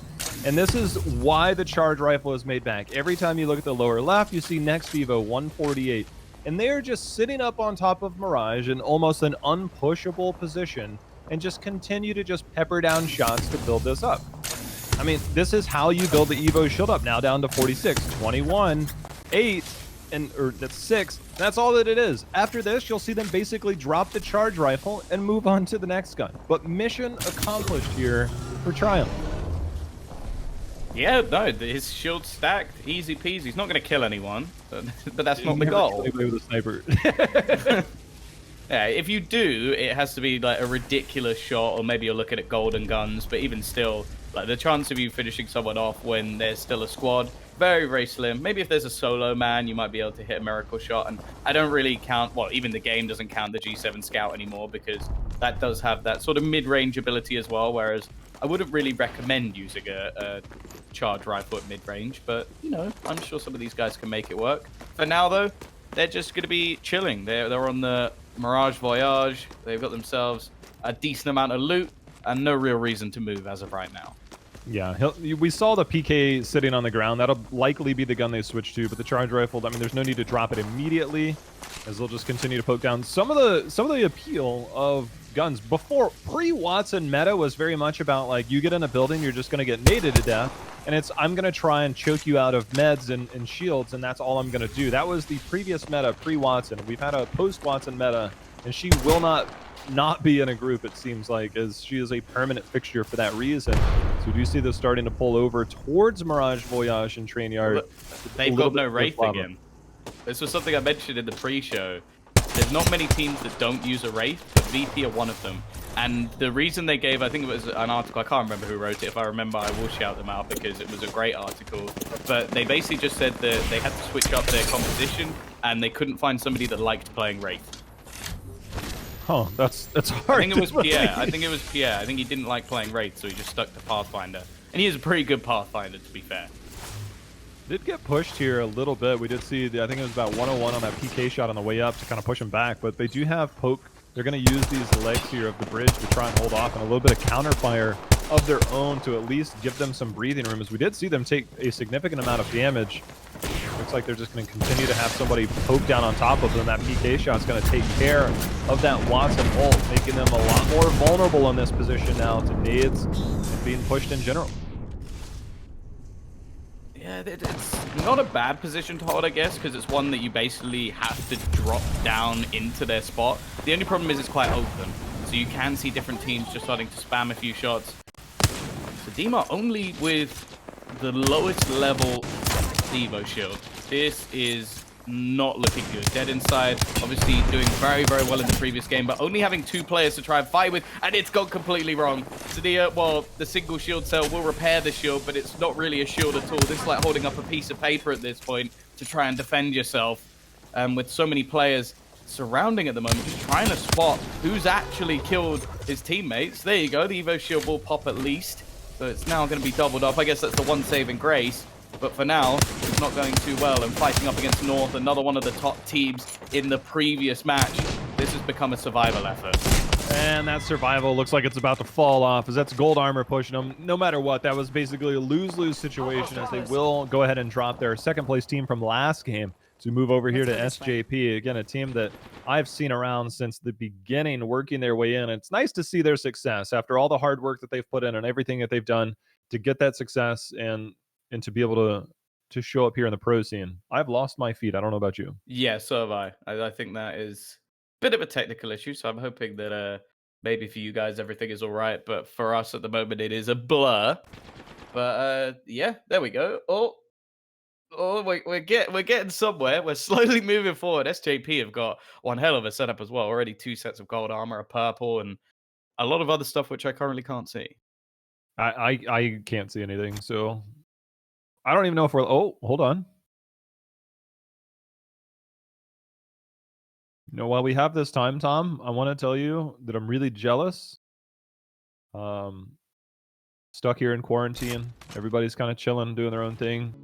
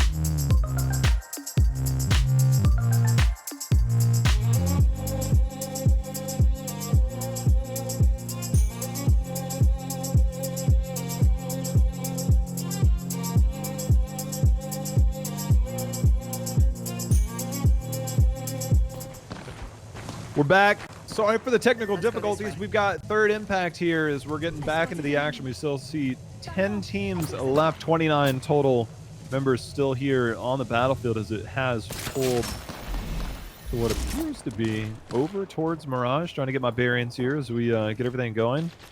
And so the team sitting there at Mirage Voyage, probably still sitting there poking with that charge rifle from before we left. Where is Mirage?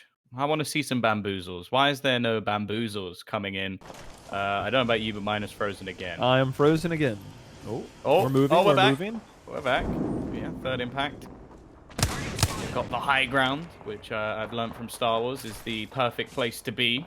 You don't challenge the high ground. But they've got plenty of time. They don't need to get moving anytime soon. They can keep just watching and basically just being annoying. As you can see, just destroying the Watson ult, which, of course, for all intents and purposes, is something that every single team is going to want to have. Na'Vi, I believe, have just wiped out the guys at VP as well. So it's only going to be 9 squads left. Of course, normally we talk about our top 10. That's the ideal position. Even in your ranked matches, top 10 gives you a few extra points. But in our cases, you're looking for top 8. The points only begin at top 8. Anything else, worthless. 9th place, unlucky, you get nothing unless you've got some kills. So they are still surviving. Now, these spam shots, remember, is going to boost up that Evo shield. So anything they can find with the G7 is going to be valuable. The only worry for Balanji here doesn't have any more cells after this. So sure, you could pad that armor a little bit more, but when it comes to the endgame battles, you're going to be in a bit of an awkward spot. I mean, the whole thing with that, I mean, these are great guns for getting your Evo shield up. They'll need to swap if and when they do get a takedown as they move in, as they are up to red, as you said. See if somebody's got a battery on the other side. But it looks like they're going to push. They got some cracks there. They're starting to get shot back on. See if he has anything to try and heal up. Not even a Phoenix kit. So just getting the med kit so far. It's going to be a tough fight to take without armor. And right now, their Wraith has already fallen. So for these teams, for these remaining team members, they have a very tough fight ahead of them. Whoa! Nice shot. It's going to be clearing out one more player, hoping maybe to get that quick switch onto the armor, but has to get the kill, and the opponent has still a full Evo shield. It's just not going to be happening for third impact. They're going to get wiped out, and now it just comes down to the remaining team trying to pick up what they can. Alliance taking damage from the zone, but will be able to get back in. Unfortunately, there's still players from earlier on up on the Mirage Voyage, so they have got so many players looking in their direction right now, and I believe that's still the beam of a charge rifle flying down. It's still going. Yeah, long ago I said, yeah, he'll swap that out. No. Mirage Voyage is where this is basically ending, so I'm just going to hold on to this as we do see it will drop down to that little town off the cliff just northwest of Mirage Voyage. But we get a look at all the teams left here. Alliance still running this caustic and still wreaking havoc, but here's Triumph, the team that's been on top of Mirage Voyage for what seems like the entire game.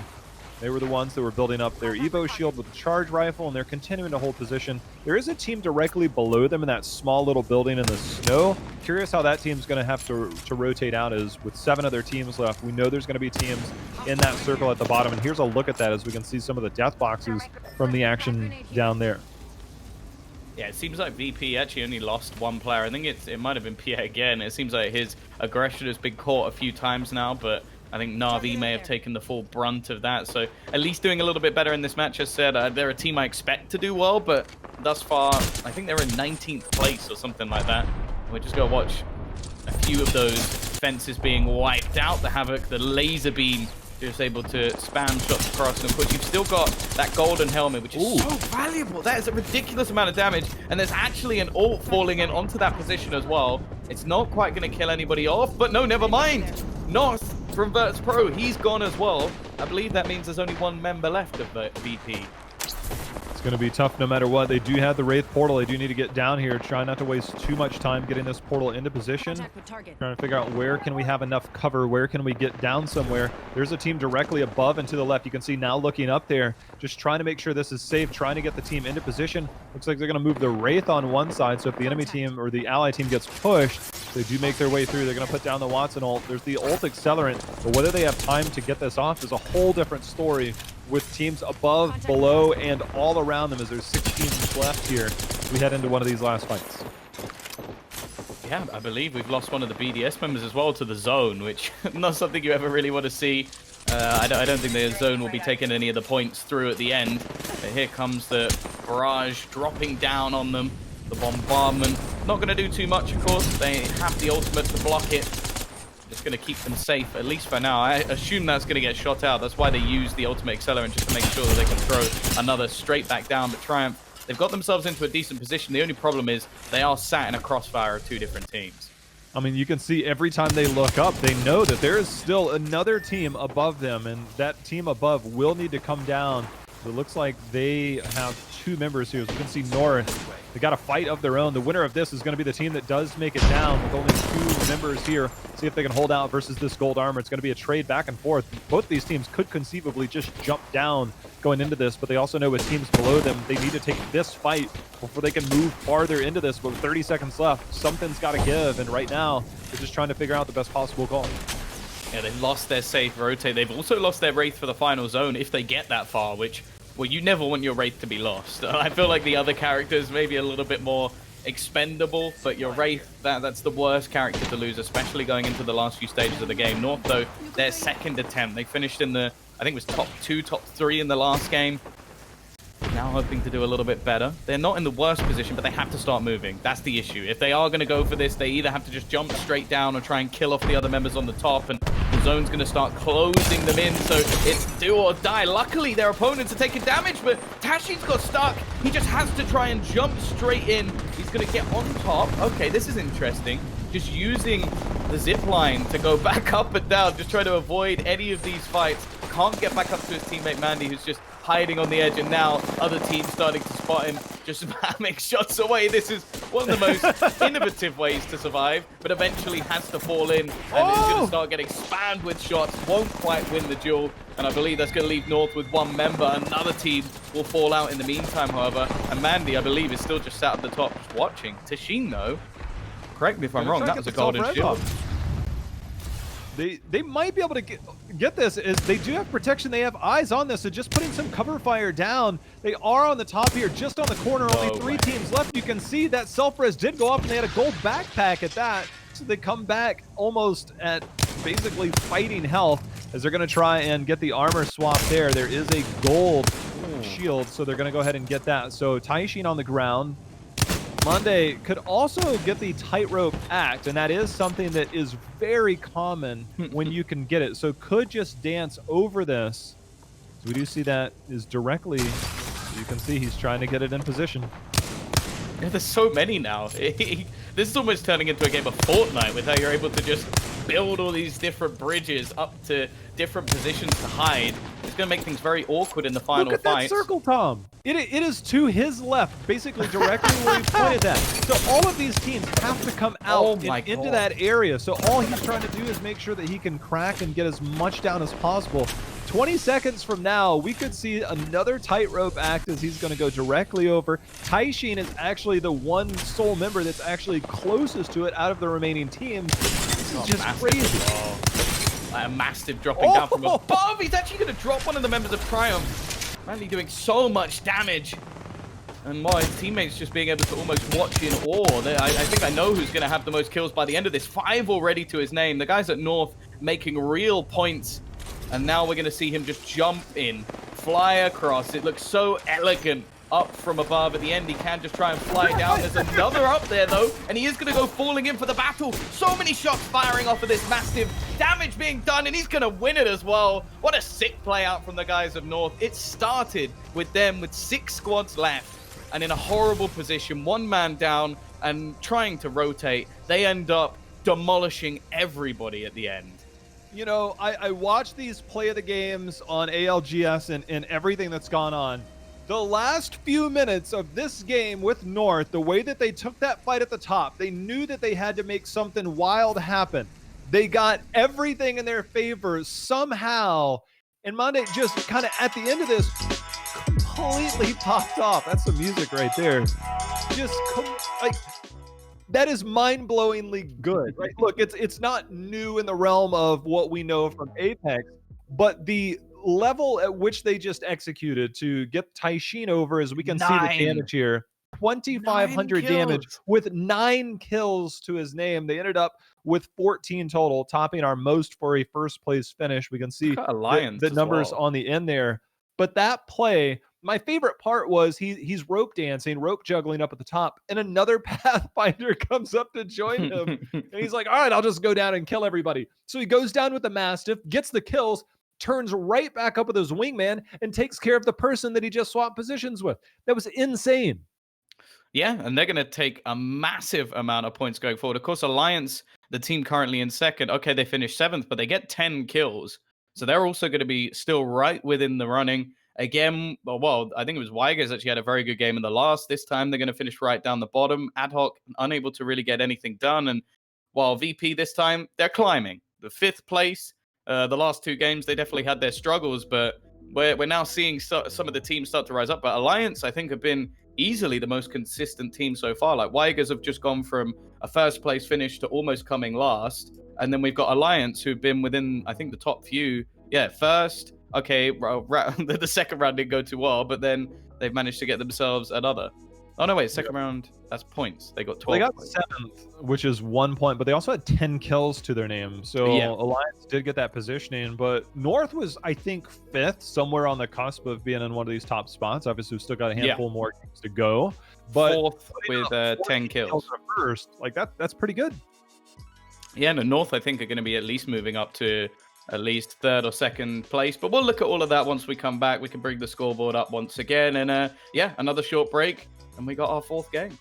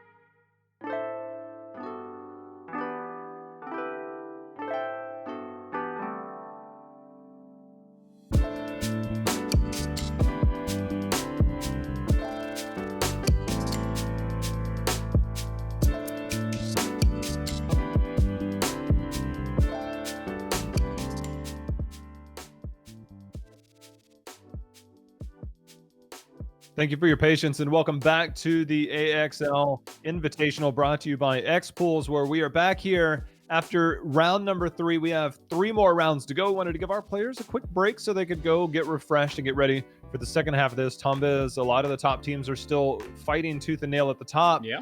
But a lot of the familiar names are there, but at the same time, those that had success aren't necessarily carrying that over game to game. As we get an update here on our points total, as North, with that last game, moves into first place. Yeah, North, well, they absolutely banged it in the last map. I think that's the only way to put it. Just killing absolutely everybody at the end. I can't remember who it was. 9 kills. Absolutely ridiculous. Yeah, Monday at the top, that was it. He jumped down. So yeah, impressive stuff from them. But even still, Alliance managing to get a decent amount of kills along the way actually keeps them right within the running. Only a few points behind. You have kept the same teams up there from previously. Wygers dropping a couple of spots, but still able to at least maintain their spot. But you have to remember they did lose. I think they came almost dead last in that game. So it really does show how much it can be a little bit unlucky, I guess. Like, they were in one of those early fights. We saw them initially, like, fighting versus one of the teams. I think they were around the Overlook, weren't they? And just got battered. And they were gone straight out. So now they've fallen down to 3rd.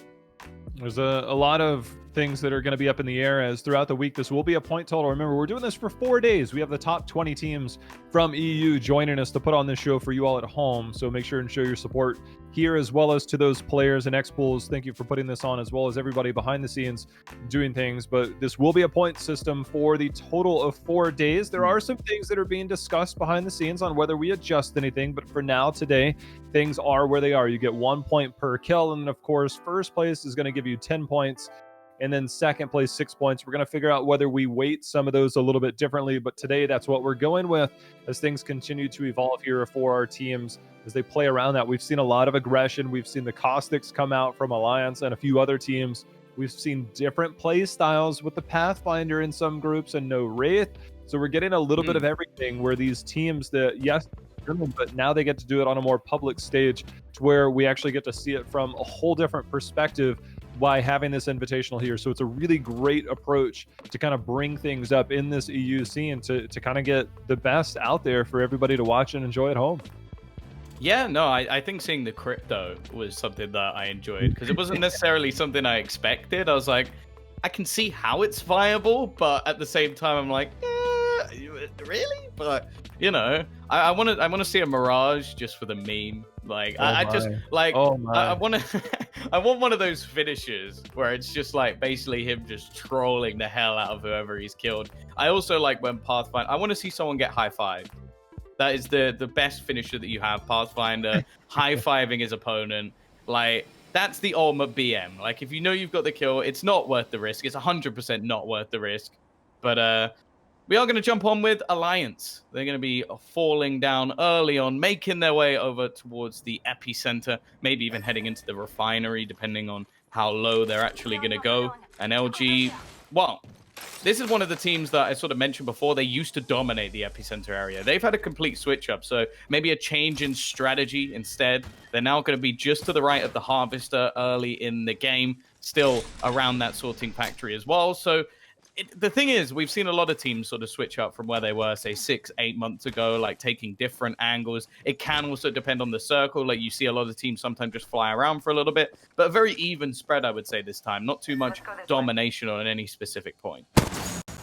You see, it will be a southwest circle, as have seen, I guess, some interesting pulls on these. Is we have a look at LG. We saw them get the gold knock shield. Now they've got a gold helmet. They'll swap that over to somebody that can use it a little bit more frequently. As Jibby's going to pick that up. As we do know, there's a lot of people that they love their areas. They love to be in there. They're very efficient with their loot routes. So right now we're going to see just one squad already down from some early fighting, and Watson here, nice little third-person view, doing their thing. These skins look amazing, man. These skins look amazing in third person. I love it. Yeah, I wonder if people do keep them a little bit more plain than some of the more audacious skins that we see in the game. Just so that maybe they blend in a little bit. I don't know if you want any of the sort of like the snowman, the giant skins that you have from later on. I think that might stick out a little bit too much like a sore thumb. I wonder if that's something that players actually think about. I imagine they do. You want everything to give you that competitive advantage. Early on, though, EVA 8 are probably going to be swapped out as soon as possible. You could already see the Peacekeeper has been pinged. It is the favored shotgun for pretty much everyone. I think the only person I've ever really heard talk about the EVA 8 more favorably has actually been Shroud, and while he doesn't even play this game that much anymore. You know, it's actually interesting because there's been a weird shift actually lately where the PK is still, everybody knows, like one pump PK hitting for 100 plus it's far superior. There's a few players in NA that have been doing it far more frequently. They just prefer the EVA 8. I think we saw one or two people earlier. I think most people that you're going to see do prefer the PK, but I'm actually not as surprised anymore as more and more people start to use the EVA. I still think that everybody wants that one-shot power. Yeah. It's But more forgiving. It's been really interesting how many people have started to gear themselves to with an EVA 8 over the last few weeks, or at least during these last few online tournaments over the last few months. I think it's always going to be the PK is when you're on point, when you're hitting all your shots, it's going to be the gun that wins you the battle. But the EVA is just better a lot of the time for like multiple targets. And also, say you miss a shot, you can take another one almost instantly. Whereas with the Peacekeeper, a little bit of a kickback and you basically have to dance for your life. So there's always going to be favorabilities with different guns. Of course, that's what the guys at Respawn have tried to do, like give guns that were basically out of favor, like some attachments that can bring them back, or maybe if they're a little bit too overpowered, even just change them to a golden gun. Like we saw the switch with the Devotion and the L-Star, which I think was a great choice from them, because the Devotion is mad when it has all those attachments. Before the change to the Devotion, I think it was really cool. There was some Southeast Asia, the Asian region, they were starting to really carry Devotions into the late game, and it started to become meta right before that shift a few months ago, where it's like, look, if we find a turbocharger and we walk into this last fight, Devotion's OP. Then all of a sudden it got put in the box, and now all of a sudden everybody's using it. As we do have a fight here starting to break out, getting that pre-portal in, making sure that they can get onto things. We do have a scout though. It's like Zypeth is just going to hold position before they start to push, and now Ad Hoc's going to move forward. Again, we're going to see the early attempts at damage. Metafe spraying away with the Havoc, doing a reasonable amount of damage. You wonder if these fights are really worth taking so early on. Of course, for Zypeth, he's looking to try and build up his armor as much as possible, but they are somewhat in the open at this point. Not too much cover to be taken. They also don't have a Gibraltar to sort of dome shield them out of these worrying positions, which can make things quite awkward for them. It's one of the main reasons he came into the meta, is just this map has a lot of open areas that can be quite difficult to battle for. So with that early dome shield, you can basically just use it to take map control and sometimes retain it as well. It's all of the Pathfinder mains that you saw. Half of them have switched to being Jibby mains, including myself, right? I don't play Pathfinder as much as I used to when I'm playing ranked with friends. Like, I'm now playing a lot more Gibraltar than I was. When I'm playing by myself, it's probably Pathfinder all day, every day. I love Pathfinder, but like Jibby, it's quite disorienting for these Pathfinder players to move over from having hypermobility to, well, you now just have to kind of be a utility. I play on the ground, I ADS at all times, use my gun shield type of player. It's very interesting change, I think, for a lot of these players that have had to make that rotation, as they're going to try and balloon hop from balloon to balloon to start to move down towards the next circle. Well, it won't take them too long to fly over all of these different parts of the map. Of course, it is a very southward circle. We've seen it end up almost around the thermal station, so it is going to be a long journey all the way back through. And of course, you do have to be wary of other teams making the same rotation, so B100 have to be careful. One of the things that we've seen them do quite successfully in the early couple of games was they were the team firmly within the circle. So the fact that it has pulled more south this time and they're the ones having to make the rotation, I wonder if they'll be anywhere near as successful. We're already seeing a few other teams get dropped elsewhere. Zypeth's doing a lot of damage, and we spoke about this earlier. He's not really expecting to get kills. He just wants to build up that Evo shield as much as humanly possible. That's exactly what he's doing right now. This 2-4 scope can be very good. We're trying to make this happen, is cracking away down to 163 left before that upgrade. And again, this is going to be kind of a... Do we rotate now? Do we poke for a bit? They're in the next circle. They have the beacon that was scanned, so that's why we see the green on the minimap. So we know that they're going to be in the circle. If it doesn't pull to them, they're just kind of going to be on the outside as he continues to poke down. He's cracking armor. As people out in the open, this is not free rotations for anybody. We see a lot of gunshots here, just not a lot in the kill feed, but now it's starting to light up a little bit. I think I even saw a sentinel in there. Enemy in sight. A lot of damage being done, and this is perfect for him. Like as you said, they do have to rotate eventually, but it's still got a while before the circle will pull anywhere away from them. And they're just making things awkward for the team on the other side. Just so many shots being spammed across. And as of right now, very happy to just wait patiently. Although we have already seen teams speak about how in the tournament at the moment there is a very high reward for kills. So maybe they will want to get in on the action a little bit. Might be something good this way. This is one person way out there. Nice headshot there. The wingman just kind of sitting in this lower area, gonna fence up, wait to see where things pull for them. The LG. Take a look. There's still a team making it over there just east of Sorting Factory, starting to make their way around. There's a couple teams over there. Curious if we're going to see the very long rotation, which it looks like that's exactly what's happening, whether they're going to try and make their way through Sorting Factory. A lot of teams starting to get into buildings, start to coexist in areas, and just kind of bunker down and wait to see where these zones start to pull. Let's go this way. Slowly start making the rotation. You can see that Na'Vi are still standing. We're going to switch on board with them. Already a bit of a battle. They've dropped one of the players of Myth, and we've mentioned already there is a reward for getting a bit more aggressive here. They've gone a little bit further east than where we've seen Ad Hoc just moments ago. Setting up the portal to actually give them a quick exit if they need. Through the train they go, and it seems like the rest of the team are just being a little bit more patient than maybe Impulse is going to be. Waiting for him to get that portal down before they go for this rotation all the way through. They've actually ended up in the lava. I don't think that was where they intended to go. I know that they wanted the fight. They clearly wanted that fight after thirsting one, but finding a favorable position did not work out in their favor, so they'll drop back, take that portal right back, and get back to safety. You can see the gunshots coming towards their teammate right beside them. It's not exactly the superior loadout that we've seen from some of our other teams, just with 2 blue armors and 1 white. See if there's anything for them to switch between now, but their whole position continue to poke down in the other way, and they really wish this was an Evo shield the same way, as if they single shot 301, or at least treating it like a single shot, as he's just getting that out. Still is in fully automatic mode, just tapping away at it. Yeah, while this all goes on, one of the members of Alliance has been removed by Mandy, looking to keep his form from the last game. Of course, the top fragger and Victor in that matchup.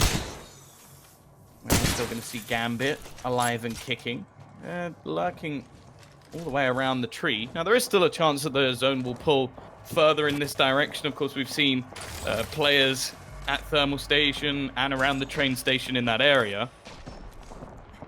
A bit of an awkward spot for Hardeki to try and get out of the hole, but maybe a sneaky spot to hide. I think it's a very different take than what we've seen from some of the earlier games. A lot more caution in these rotations. A lot more teams alive, I think, than we've seen over the first few games. The first 3 games, it seems like there's been a lot of third parties, a lot of rotations that maybe have been a little different than what these teams are used to. But now, starting to play, teams are now just hunkering down. They're trying to find the position, trying to play towards those zones. Again, there's only a handful of teams running the Pathfinder right now, and only a couple of them have been able to hit the beacon to be able to identify that. So everybody right now seems to be playing more cautious, building up towards more of an explosive end game, as opposed to some of these very active mid games, as we see B100 in that kill feed starting to take care of business, as well as LG. MVP got themselves on lockdown at the moment, just waiting patiently for anybody to try and rotate past their position, whereas B100, we've watched them previously. They've been on a long rotation for quite a while, making their way across all the way from the drill site, and now heading in to where we know plenty of teams are currently remaining. It looks like they may have already wiped one along the way. A decent loadout. Again, we talk about the Wingman Peacekeeper combo being very common, and well, Matafi, someone who was deep within the thermal station, has fallen at the same time. It seems like there's a battle going on elsewhere with Impulse getting kills. But we're still just watching this rotation of B100. They're soon going to find their way into this action. Of course, plenty of time on the clock. They don't really have to make this move just yet. There's still 1 minute 25, but you don't want to be too late on your rotation through because, well, there's already going to be teams waiting, and there may be teams behind.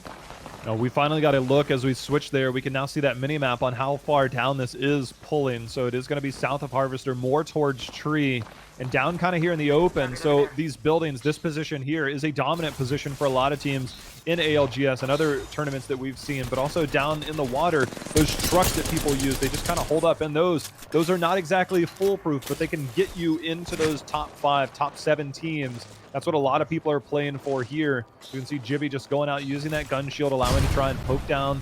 We'll see what they can come up with, but holding is all that they're trying to do because they know that they have the Watson fences and enough visual cover on each side. They can go out and trade into these, whereas that team out on the open, they're just playing around natural structures that is a little more difficult in case another team decides to push them. Yeah, we can actually see the other team just trying to make their way forward right about now. Jazzaz doing a lot of damage with the Havoc, but only 18 bullets. This is now an issue. It's going to come down to the close range battles because he can't actually afford to spam any more shots away. B100 on their rotation have downed the player as well, but this is where the zone's going to start forcing teams into a more close range angle. The other thing as well is what side of the rocks do you actually hunker down on? Because although this is still likely going to go a little bit more south, there's still the worry that if it's on the other side, you have to try and get through across the train tracks. You know, for Jazaz here, this is one of the hardest parts. As a competitor, it's a matter of like trying to poke down, create opportunities for your team by cracking people, getting damage. But at the same time, as you pointed out, there's almost no ammo in here. So you either have to go kill this team that you've been harassing for quite some time, or you need to just hold on to those. And right now, things are not doing well in their favor. Being shot underneath the bubble because that is on a slanted area. So it did take some extra damage there. The rest of the team trying to fight around this. They are taking massive amounts of damage, and they are being punished heavily right now. We did see the gold knock shield swapped over, so they are able to regroup and kind of establish their position, so taking a little bit in return, but coming out on top nonetheless. This is troublesome, because I believe they managed to get some heavy ammo at least, but that still means there's a gun that doesn't have anything in it. We switch over to Gambit, who are also involved in this same sort of battle, finding some purple armor as well. Will bolster their defense a little bit, but the remaining 7 squads must all be slowly getting their way into this circle. Now, Gambit, from what we've seen so far, they like to be in the center. They like to be the ones in the circle, not looking to try and challenge for it. We saw them in one of the earlier games inside the Harvester, waiting for players to push. And, well, they didn't have the best loot, and it didn't go too well. This time, they're in a much better position. They have the weaponry. They've got that extra ammo, which is something that other teams are struggling with. They've even got the kill leader at the moment. Well, you mentioned which side of the mountain is this going to pull to, and it is going to be on the tree side. So those teams that were on the other side, they can come through the tunnel potentially. They can come down and around, but right now the focus very much is here on Gambit, down right in the middle, right in the thick of things. And there's one of these trucks I was mentioning where you can hold this for a while, but it is not foolproof. And now you can see that's actually going to be out of the zone coming in. So they have to now make that rotation out of that truck and hopefully behind some of these rocks just to get some type of favorable positioning. We'll take a look into that team, I'm sure, down the road. So look for a Wraith portal, look for maybe a Jibby bubble to try and get out of there. But that Watson, no matter what, wherever they get to, is going to be looking to drop down an instant ult so they don't get bombarded as soon as they try and rotate out. But make no mistake about it, Gambit has their eyes locked on them, and that rotation out is going to be brutal. It seems like North have been battling for quite a while. They lost Monday not too long ago. Noth is also going to fall. Na'Vi also in a fairly decent position here. The only real worry is the armor in comparison to some of their opponents is not in the best situation. Also, the fact that Fizu's taking a hell of a lot of damage elsewhere. It seems like they're going to call for Claws to come back and try and support his team, and they will close out one of the members of Triumph. I believe that might even be the full team dropped. It looked like he fell instantly. So 5 remaining. We're now getting into the big boy points. And we've still got some heavy hitters within this circle. And here's that truck we were talking about that is going to be north, as we do see one falling. Here's going to be the portal over, seeing if they can get into a position. They're going to be having that fight Gambit right on the other side potentially, but they're also being hit by another team. You can see Wraith and Watson, the only two left, trying to survive for now, trying to get meds back up before they take this fight. There's going to be Wraith going to be the first to fall, and here Taishi is just trying to survive on their own, as we do see just one left, taking that portal back into the zone and now trying to just survive, and that is not going to be the case no matter how much portal dancing you want. Coming back through here is going to be instant death, and that's going to be the end of North, our first place team, as they're going to drop out here, but did secure top 5. We'll look at the points later as we look at LG, who are firmly in this area, in tree, in that area, but you can see that zone now pulling down to the truck down in front of them. Do still have 3 more squads joining. There's a lot of open area, though, that teams are going to be battling for. This is a pretty horrific place to land. I think the guys from North may even still be within the truck. I don't know whether they got cleared. It looks like there's definitely someone in there. Zania going to be spamming some shots away, hoping to try and connect. Does a little bit of damage, but they've managed to take the high ground, more importantly. So they're in a very good position here. It doesn't even seem like there's too many teams looking to fight against them, whereas they are trying to hunt. They're definitely taking the favorable positioning, having line of sight, making sure to play. They pinged the team across, knowing that they were in line of sight there. Watson ult's going to go down. There's still one more team just north of them. So the north fight might be a little bit easier, depending on if they get pushed from the other direction as well. Here is not in the zone, as there's that team just to the north, as they are going to trade out shots for now. 81 damage going out from that R9. You can see Jazz already being the first knocked, and that's going to be the Thirst as well. Here's the team on the other side, as they're just trying to say, you know what, maybe this rotation needs to be safer and out of here. Again, that team down in the truck that you mentioned is just on their left, so they have a difficult rotation, not able to take the fight there. Here we go. Lazarus, they've managed to get themselves a lot higher up the board this time. They've been struggling in some of the previous games, one of the earlier teams to go down. Now they look to try and pressure onto the truck, but the second they even shoot in that direction, they start getting laser beam down, the same as Hardaki. In some trouble here, just about going to escape being bombarded by the Gibraltar, and actually is going to get caught out as well. Jay Savage puts him down. I believe that's one of the Lazarus members. Still, though, Na'Vi continuing the fight, down to just 3 squads remaining. Gambit are gone. They're now the ones in control of the truck. The main piece of real estate within this zone at the moment. They're trying to kill off some of those remaining members, but LG have come in on the fight, and they're going to close it out as well. Just wiping the remaining members of Na'Vi, killing off Gambit in the mix. And I mentioned LG at the beginning of the broadcast as one of the teams to watch. Had a bit of a slow start, but Game 4 belongs to them. Those trucks, as good as they are for a while, they do have that big gaping window, and once you're in there, it is very difficult to get out. You try and hold that position as much as possible, but using those trucks in the lower end is a lot of point of contentions. It's the point of interest that a lot of teams, they try and take over. They try and hold those spots. They just Watson up, ult in there. The ult is very hard to take down, which is what makes it good, but at the same time, those doors get blown off in that window there. You are able to be pushed in that situation, but still holding out for a top 2. The teams got very active in that last one, didn't even have to wait to get to that very small and tiny zone, as we see Luminosity putting up 9 kills and securing a first place finish. Yeah, there's a lot of teams now starting to get themselves onto the kill tally. North again, never seem to be out of the running. They're going to get 9 kills in the end, and Gambit even putting up a respectable 8 while getting into the top. It's just nice to see as well the guys at Lazarus. As I said, they've had a pretty slow start to the day, and with only a couple of games left, it's important they get that top 3 finish. And then Na'Vi and LG, 2 teams, again, that we've spoken about previously, that we expect to see big things from. They're going to get the number 1 and 2 spot. Just the teams starting to separate themselves here on day 1. Again, we have 4 days of action. This is day 1. We just finished round 4 here. We've got 2 more to go. But North, regardless, hitting that 5th place, but continue to put up those kills. You know, we'll continue to look at the points as the day goes on. But this team has been a perennial contender no matter what. But here on day 1, look, you don't always have to get first, but the consistency factor is where it's at. Late game zones can be so chaotic. It's the teams that have the calmness, the wherewithal, the rotations. But there's still going to be that crazy factor of, maybe we get the rotation, maybe we don't, maybe we read the zone correctly, maybe we didn't. And that's what makes everything really exciting here for Apex. And Tom, we got 2 more to go, man. I think we're in for a lot more. Yeah, and I believe that is it for number 4 at least. We've had a little bit of discussion. I'm looking forward to at least seeing what the scoreboard will be, but I believe we're going to be cutting it to a break, and then we'll be back just afterwards.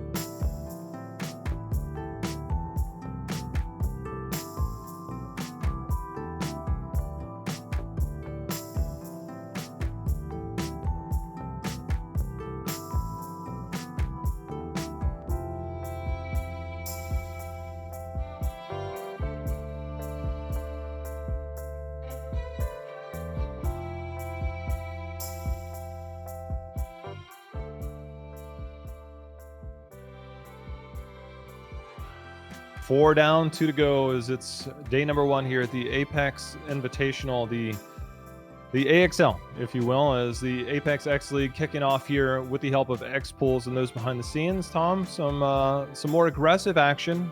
Yeah, than we've seen maybe in some other tournaments so far. I think it's given the viewers quite a bit at home to enjoy. Yeah, for sure. And I think it definitely works for some of the teams that I enjoy watching, which I guess is good for me. Like, I like the guys at LG. I think they've always played quite an aggressive style. And we saw in the first couple of games, they got punished. Like, they were out very, very early on. Now we've seen a little bit of a fight back. In fact, they've actually moved themselves up to second just off of that victory in the last game. And I think they had a decent placement in the game before. So the comeback is on. North, though, they are leading the pack. 50 points already on the board. Just been looking sick throughout the day. And yeah, I'm looking down the bottom. VP, they're still the team that just sticks out to me. I don't know about you, if there's anybody else you'd add to that list, but they're definitely the squad where I look at it and go, okay, they need to at least be at the top 10. Yeah, a lot of the teams that I anticipated doing well, or the teams that have showcased themselves doing well, are very much putting themselves at the top. The fact that North, though, has kind of been the consistent factor that we've seen. They have one first place finish, and when they're not getting first place, they're getting kills, they're putting numbers on the board, they're doing a lot, and that's why we see them with such a big lead. The second through fourth place, obviously very close. Everything below that is a lot of catch up. But a point you made earlier, one good game where you put up a first place finish, and we've seen the teams that have had first place get first place in 12 to 14 kills. That's a giant leap in points that can definitely get you back into contention. And when there's so many days of action, there's still a lot more to be had. But for those teams on the bottom end, it also means that there's a way back for them as well. Well, yeah, take Alliance, for example. They got 24 points in their first match. So that's one of the main reasons they're still at the top. They have had some other decent kill games, but they got 14 kills in that first match. So it sets them up nicely. It's the same way with North. Like we saw them get, I think it was 9 on one player. I can't remember how many they got total. But then with the first place finish, it's enough to blast them straight through to the top. And while we mentioned VP, now we get to witness them starting off the game. As said, they're a team that likes to start around Lava City. Not something that I think they'll be contested for too highly, mainly because it's so south on the map that if you even get a slightly northern rotation, you got a long way to run. It is probably the least contested place in all of APEX. In terms of a normal loot spot, I'd say the Bloodhound area, probably in Trials, nobody's going there. But Lava City and the Dome, very, very uncontested, to say the least. Yeah, I think if you're looking for fights, you normally end up going around the city, but they've done all right here. It's definitely not like the worst zone it could have been. It's the teams actually in Skyhook. It's basically the same for either side, though. So like, Skyhook has a lot of loot, a lot of places to fight for. It's a big portion of the map. But if you get a southern zone, we basically saw that, I think it was B100, had to go on a rotation all the way through the drill site, down, try and make it around the thermal station. Like, it was such a long way back into the match. So obviously the central zones had their advantages, but the risk is more congestion and also, a lot of the time, less loot. One of the favorite things that I have is there's certain players in NA. So I watch a lot of NA. Naturally, being here, time zone's a lot easier for me. The number of players that I've seen recently, because there's one player in particular that loves the Havoc, or not the Havoc, but the Hemlock. And I've been seeing it slightly more, and I haven't seen anybody run it here, and I think for good reason. It's fairly inconsistent, but there have been players the same way that people grabbed onto the Havoc early. I wouldn't be surprised if there's any changes at all to the guns, which we assume that there will be going into Season 5. If that Havoc or the Hemlock might not take a little bit more to the forefront than what we've seen in the past. Well, yeah, I don't really like the triple shot on that gun, but I think the single shot capability to just like spam bullets at people and like the headshot capability with it as well. I wonder if maybe they add like a cheeky little attachment. If you could see an auto Hemlock, that would be interesting. But even if it was just a bit like what we've had with the R301, where you have the single shot high damage bullet, like the addition mod that you can have. I think that if they added something like that for the Hemlock, sure, that could easily come into competitive play. I'm hoping it's just by way of nerfs of the other guns that everybody's like, all right, I'll give this gun a shot. As Gambit, they've got their eyes on somebody here at sorting. Target spotted. I'm not going to be taking any of the shots just yet. Also going to switch over to the train yard, as we are just watching again the rotations further east. Triumph trying to get in position fairly early on. They still got enough time. It would take a while for the zone to close in on them anyway, but just want to make sure that they can rotate a little bit earlier, not get caught in the middle of all of the different teams, and also pick up some extra loot along the way. So not a bad position for them early on. R99 Peacekeeper, fairly common still. Like that, it's within that trifecta of weapons that we expect to see in every single game. And for them, the only real worry is if they do go a little bit further south, the crunch point that we have between the split towards the harvester. And, well, yeah, they're going to make that realization just as you did and start doing some real damage. That's Na'Vi already. That's a nice third-person view as the headshot and the double body going to get the first knock, but graceful one shot did get the med kit off. Pathfinder grappling around. Not the try and take this 1v1. Does get the knock. Somebody's got a gold res shield, and that's going to be Triumph with that one. With the third person view there, I'm like, huh, that's just somebody casually ran across. They just kind of saw each other and said, oh, hello. They introduced themselves by way of bullets. Oh, Triumph. That's a big squad to wipe early on. Like, to get rid of Na'Vi, they seem to be a team that was slowly rising up the board. Had a decent finish in the last match. I think they were able to get into the top 4 and made their way through into, I think, like the top 10 on the overall scoreboard. But they're gone already. Triumph are, well, going to stick it out, get those first early points onto the board. Well, I'm going to see Cooler maybe just spotting in that direction, already hearing the shots going through. That is exactly where their opponents just were, but they do have to be careful. Like, there's always the benefit of fighting a team that was already, like, in a battle, but at the same time, they may have just got a load of loot. You don't know what they've picked up. You don't know what sort of weaponry they're going to have. You also don't know how much damage the other team actually managed to do, so unless they're fully in a battle, sometimes the risk may not be worth it. Cooler, however, they are going to go looking. You know, I really wonder, like, when these players got together and, like, you know, maybe Caustic's good for the late game, but at what point, like, the trial and error session of scrims were the trap placement? Like, look, man, like, it's cool that you got the traps down, but if they go off in my face, like, I'm slowed and I can't see either. Like, how much trial and error and frustration went into making these Caustics work? Because he's not exactly a I imagine the voice line player. makes it so much worse, where it's just like, I still see everything. It's like, well, I don't. I'm blind, you stupid. It's one of the most frustrating characters, I think. Caustic is very much I play for myself and can do a lot, but I also get my team a little at the same time. Yeah. Well, it's the same way with Gib, in a way. Like, when you use the ultimate, it's like, it still can kill you, but it could also stun other people. It's infuriating at times, but it definitely has its perks, and I think the shield is the main reason you'll still see a lot of people playing that character. I think that's the main... Well, the shield you could throw, the bubble shield. Of course, he does have the shield on the gun as well, which gives him a little bit of an advantage. But here we go. We're back on board with Lazarus. They had themselves, again, another decent game in the last.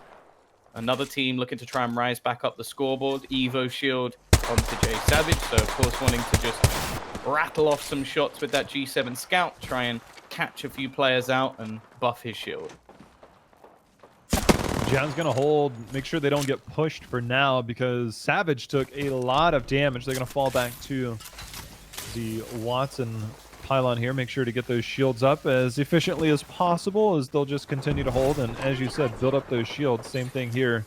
As we see, Alliance has one Evo shield. They're just going to hold this building. This right here, this little town area, one of the most heavily contested for all of these buildings. If the circle does end up here, it gets pretty wild, as we saw a look at that map as well. Frag East is loaded with players. Yeah, there's already plenty looking to try and set up. But we are just going to be watching this little battle going on. Alliance, they're fighting for the top of the board. They're one of the teams that have been a standout so far today. A victory under their belt and plenty of kills going at the same time. We are going to see VP starting to get a bit aggressive, though. They've spotted a weakened player, the Caustic, trying to survive, but this time the gas won't be enough. Looking to just execute him. Noth is going to drop one of the members of Cooler. Of course, his teammate has gone down. Still looking for that res. Taylor, I'm imagining he's getting a little bit annoyed by the gas that keeps just clipping him, stunning him for that small amount of time. Instead, he's just going to try and use his rift, get his team out of there, have the chance to revive North. The portal to safety. They did get the Phoenix off, so it's going to allow them to just come back through and res. The gold armor on one. They can just heal up, kind of be out here. So far, so good all around as VP able to take this fight. I'm curious if they will make that rotation in. As you can see, they are getting the shots. They would love to loot first. So I think we saw one of the teams with the beacon. It will be pulling closer to that town just east of Fragment East. So that will be a point of contention for a lot of teams. Those buildings become very much loaded and very busy. And a lot of Watsons start to take residence. Ooh, just a few seconds of the R99 is enough to break some shields. Of course, this spot seems like an unlikely direction for the ring to go. And of course, it does seem to be somewhat RNG at this point. So you never know. Maybe we'll see some luck like we had in some of the earlier matches where it rotates perfectly onto this building. But I think Epsilon might have to prepare for the worst, as the chances are they're going to have to rotate through a fair few teams. And I think clearing out the building in front of them is going to be a fairly big deal. Another one of our leaders, the guys at North, who are currently waiting just north of the geyser, a chance to rotate in that direction, although I'm unsure if they'll want to do that. I think they're just prepared. This is actually a very good choke point to hold. There is obviously the chance of being pincered from both angles, but the good thing about it is whichever way the zone goes, you can rotate in that direction. You can see the ping. They want to get into one of those buildings there, that town just north of them. Those are the buildings where the real estate is basically the most expensive. There is a team in the vault, and that's the team they're competing with. They're like, can we take this fight? Do we take this fight? They're trapped in there. They can't exactly make it out. So you can see the surrounding of this, but they also have enough fences and things down to at least keep the other teams from third partying, so they only have to wait towards one direction. They have fences on both sides, so they have a team trapped. So this is a moment where we'll come back to, like, should they have made the rotation in earlier, or is it better to play for these points and try and keep this team trapped in here? And the decision making here can be very different in terms of whether you get to a safe spot or not. And right now, it looks like they're going to back off and maybe move into one of those buildings. Yeah, I think it's more important to look at the long game for North. They're one of the teams that has been massively successful so far. Ad Hoc Gaming not quite had the performance I think they would have liked to. Epsilon, in the meantime, are going to be able to wipe out B100, so a full squad going down there. One of the teams in the late circle of the first match, but having a few troubles since then. Question is, how are they going to rotate from here? The zone actually being quite kind. It's only moved a little bit further forward. So just a battle for the building. You can see them pinging different enemies just around those buildings in front of them. And actually Overlook's not looking like a bad spot at the moment. Just on the edge, waiting to try and clear out some of these positions. And in fact, I think they still have a beacon available to actually find out where the next zone is going to be. Everywhere, and they are going to use this. I would say that is very risky. This is not something you can do. Like, the fact that they just did that so brazenly. So normally you're going to do one of two ways. You normally have somebody to give you cover. They thought that they were safe. They went for it. And now that is a dead player that they're going to have to commit a lot of resources to get back. That was a very risky call, and you can see starting to get poked down from range. But the beacon calls are incredibly risky as things get this close. Without some type of protection, some counterfire, or a Gibraltar bubble, that will be the death of the Pathfinder. Yeah, now they're actually in a lot of trouble because they're starting to take battles. Zipit going right in. He's going to be struggling. Matafe just not even too close to the action. He was healing his shields, and I think he might be about to meet the same fate. And I think he already thought he was dead. It looked like he just tapped out of that battle.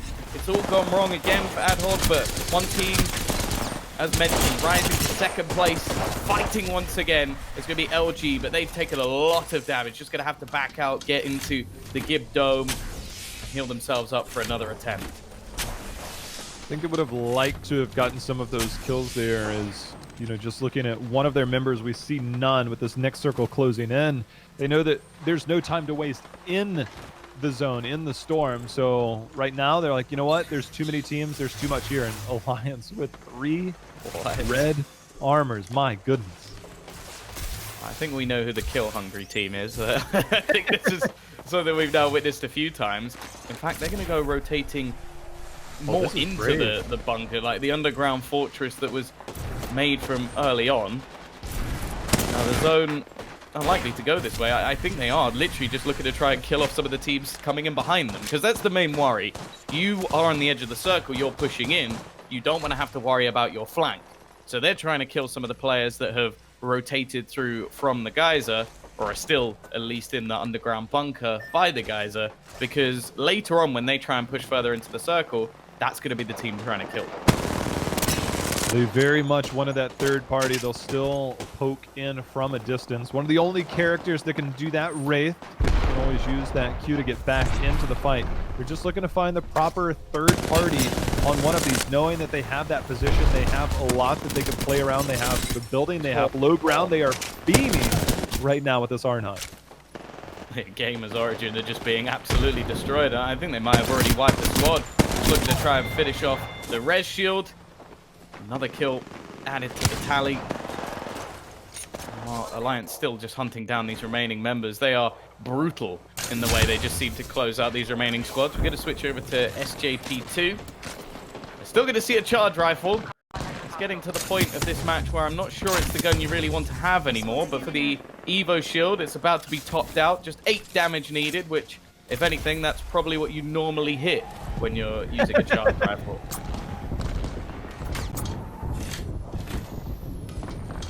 Interestingly, it shows a havoc. That was weird. I think that was a graphical bug. It said he was holding a charge rifle, but it showed a havoc. Let's go this way. SJP, they can either go through the tunnel, which it seems like they're going to do, or up and around. You know that. Oh, that is a rat. Oh. Hello, friend. Oh, dear. Oh, Decky. I appreciate the attempt, but that is the sort of that crap your pants moment where it's like, they've seen me. There's nothing I can do now. In the kill feed as well, I think we just saw North got wiped, so that was LG taking them out of the running for this one, which could actually mean our scoreboard getting a little bit closer going into game number 6, but there's still plenty left of game number 5. We are now going to go on board with Luminosity Gaming as well. They've been on catch-up since the last couple of games, but with a victory in the last one, they're looking to try and double down here. Havoc shots not quite connecting and needing to heal up. That's the last cell for Adusu. I wonder if they're starting to run out of heals a little bit here. Every time they take a trade and you don't win that trade, the Watson ult can only charge up so much so fast, and it's not fast enough, as Watson will be the first to fall, being shot from potentially the other side. They have the Jibby bubble, in comes a raid, and now it's all up to Exons here as he's trying to get this DK shot back and forth, cracks the one, now starting to get shot from both sides, playing on the edge of this Jibby bubble. See how it plays out. More damage being done. This is exactly what Exons needs to do, just try and survive so much damage, but hasn't managed to kill off this remaining player, just trying to dance around the shields, have a small amount of time to heal. Of course, no shield cells remaining, so it's just going to be what they get off of the ult, pushing for those remaining frags, but it looks like in the meantime we're getting a heal. Is there a fast swap? There is. So that will gain at least a little bit. The question is, are they going to be able to get a res off? Do they even risk it at this point, knowing that there's a high chance of them being pushed? The bubble will at least buy a little bit of extra time, and of course, using Gibraltar does give you that slightly faster res. However, now there's multiple teams pushing in that direction. I don't think there's much of a chance here for the remaining player of LG, and this time, it's not going to work out for them. We will see LG wiped, and now we switch to Alliance. The Mastiff was not reloaded. That has to feel terrible right there. They couldn't even get shots off the battery just in time. We use the med kit. Down to 5 teams left. Next circle 45 seconds away. We're taking some poke, but this Caustic again. Akis though is starting to get destroyed there. It looks like we have 2 rats in a team of 2. 2 full teams, so these rats are going to have to get very lucky in their approach. Pierre has been playing Pathfinder every game, and now he's joined the Caustic train. Maybe a few people starting to be won over, or maybe just trying to really get them into that late game. They are now within the top 5 squads. As said, they're a team that I think we've come to expect quite a lot from. Wraith just looking to try and push forward. They're right on the edge of the zone, just looking for these fights, looking to try and get these kills. Of course, in this first day, we've spoken about how valuable kills can be. So they're going to push right into the corner onto Overlook. It really did drag very far to the east towards the end of the round. Expecting it to be a little bit more central than we witnessed. Taylor is going to manage to connect the first shot, but his teammates have taken a lot of damage. He's the only one who can escape, and a wonderful Peacekeeper shot does at least bring one of them low. Going to switch over, but he's dropped. And the whole team now are going to get wiped. This Alliance, once again, they just seem to be the most clinical when it comes to their aim. However, the third party looking to try and close in. It's SJP2 to already drop one of the members of Epsilon. In the meantime, they're now going to come in, and it's that Mastiff just wrecking players. Another couple dropped, and that will be the wipe, I believe, onto Alliance as well. Just looking to try and kill off the remaining player with the res shield. 2 squads remaining. SJP looking stacked, and it's a rat that they have to kill off at the end. They just cleaned house at the end there with that Mastiff. I gotta say this, Alliance's position, when they started to get pushed, the caustic traps changed the tone of that fight, so much so that Wraith used her Q early just to try and dodge some of that damage, ended up getting a few shots off in return. But you can see the chaotic nature of Caustic there in these final zones. Is it's so hard to push these teams. Watson traps are annoying enough, but Caustic is really annoying for so many reasons. But the fact that SJP came in here, haven't had the best day so far, come in here and put up some killer numbers there at the end to kind of clean everything up. As we get a look here, that is 17 kills in a first place finish, our highest kill total so far of the day. That'll get you caught up in some points. Yeah, that's going to push them right up near the top of the board. I think that's like top 5, top 3 just off of one game. Alliance, though, still, like we've spoken about them many times now, top 3, plenty of kills as well, 13 to their name. We finally get like a top placing finish as well for VP, so maybe a chance for them to rise up the board. And Luminosity, unfortunately, 6th place with only a singular kill, 1,000 damage and 1 kill. Someone was boosting their Evo shield a little bit there, but yeah, this really is hotting up nicely. Like, considering this is day 1, we've now had plenty of different winners. I don't actually know if we've had a repeat winner yet, which maybe that could be something to basically watch, see who the first repeat winner is, maybe going into day 2. But of course, there is still another match to come, so maybe we can get our first double victor. North on the outside looking in there, only 2 kills, I believe, on the final glance there. We'll have a tally later on as we still have a bit more action to go. I think we're ready to send it for another break before we get the action underway. Give these teams a quick breather, give you guys a breather at home. We'll be back to close this out. Don't go anywhere.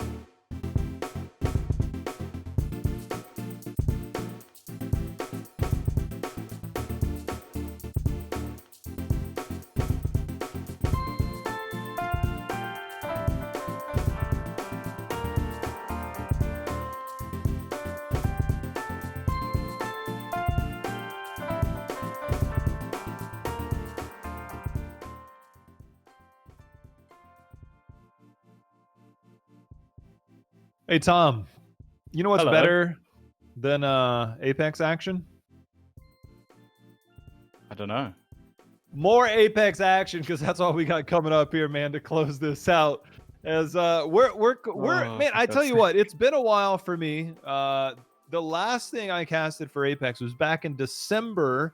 So it's been a while for me. I've actually been playing more since then, so it's nice to kind of bring things back here. I love Apex, man. It's my favorite game. So I love the fact that I can sit here, vibe on this, and see some of the best in the world. Watch everybody else do it better than me, and then when I go and play tonight, I'm gonna envision myself playing like them, and then realize I'm not that good, and I'll be happy doing what I do no matter what. Yeah, I always find that, especially with like Pathfinders, where I'm like, oh, so if I do that, I can swing all the way up over a building and then kill someone with a oh no, I can't do any of that. And then I like zip onto like a rock, fling myself into the rock, and then get shot in the head. That's normally how it goes. But yeah, look at how far SJP2 have climbed up the board. They're now sat in 3rd place, only, what, 9 points behind, which doesn't seem like that much. Alliance, based off the kills they got in the last game, have actually taken the lead. It is 1 point separating the two teams, so it really is all to play for. VP, they've moved up the board a little bit. Of course, this is day 1 of 4, so there's still plenty of time to make a comeback and maybe even see a new top dog in this last game. Who knows? It could be LG, it could be SJP2. Even the likes of Triumph could take the lead if they have a banging enough game. They'd have to absolutely kill it, of course, but we have seen some incredible performances so far. You know, I brought this up earlier. SJP2, between Denze and Seaback, like, these were people on the outside looking in a year ago at this time. I was casting some amateur stuff at the time, and they were just, I was like, man, these guys are really good. Like, to see the progression of teams that have committed themselves, and a lot of people, you know, like, it's very easy to kind of say, you know what, these are the teams that are here now. But the starting point for some of these teams and what they had to go through to get there, and they don't have the same type of sponsorship and recognition, but they continue to play like this. They can continue to do things of this nature on this level against the best teams. I think it is a way to be gratified and to get your name out there and say, we've done it. This is the amount of work and time that we've put in, which is why these tournaments are so important. So that that thing peeked around the corner. I'm like, okay. So for them to get the recognition that they deserve, but it didn't start a few months ago. It didn't start 6 months ago. This started when the game came out, and to see them have the success and to be one of the best teams in EU now with those 2 players and the time that they put in, man, I'm so incredibly proud to see that type of commitment for these teams to be able to showcase. Let's go this way. Oh dear, BDS. Player already down. They are fighting within the building, not wanting to kick down the door just yet, because you can see there's a gun waiting on the other side to try and kick him straight down. And, well, actually no armor. It might be worth it if they can get through and just find that kill. It would make things a little bit easier. They've kind of given up on saving Kramer by the looks of it. He's just going to be left down in the dirt, trying to get to him right about now. The caustic trap can be shot to be broken, and BDS even wiping things down with just a Re-45. The 45, it has a very generous recoil. It's just like the fast fire on that. I think a lot of people have trouble, but it is... Look, am I going to pick this up over an R9 or an alternator? Probably not, but the RE45 is nothing to scoff at on drop in capable hands, I should say that. Well, I think we've just witnessed the proof. Even doing it without any sort of extended clip as well, it really does mean you have to be quite careful not to just throw everything away within the first few seconds, because you normally don't have too much ammo that early on in the game. I think that's the main issue, is you shoot for a second, you've lost half your bullets, and then if you don't have a clip, you have to reload quite quickly. But Psychop just showing us exactly how it's done. If you can recreate this, then maybe DM some of the pro teams, because I definitely can't. But we are going to move back on board with Lazarus. They're getting themselves... connections, man. I would need the hardest of carries. I think even Imperial Howl would struggle to drag me through a game. I don't know, man. My favorite part about some of these NA guys, like, they're super try-hard, but they're also laid back, which is what makes them great streamers, including the ones here in EU as well. You'll have to forgive my NA bias again. It's where I'm from. It's easier to watch, so I think that, look, I could put up a solid 1K. They put up a solid 2K. We'd be a good team. If you're out there listening, Hal, hit me up. Hit me in the DM. He puts a solid 20K in the game, and then I get a solid 3, stealing a couple of his kills. I'll say that. Wait. Oh, hello. We're going into a new game.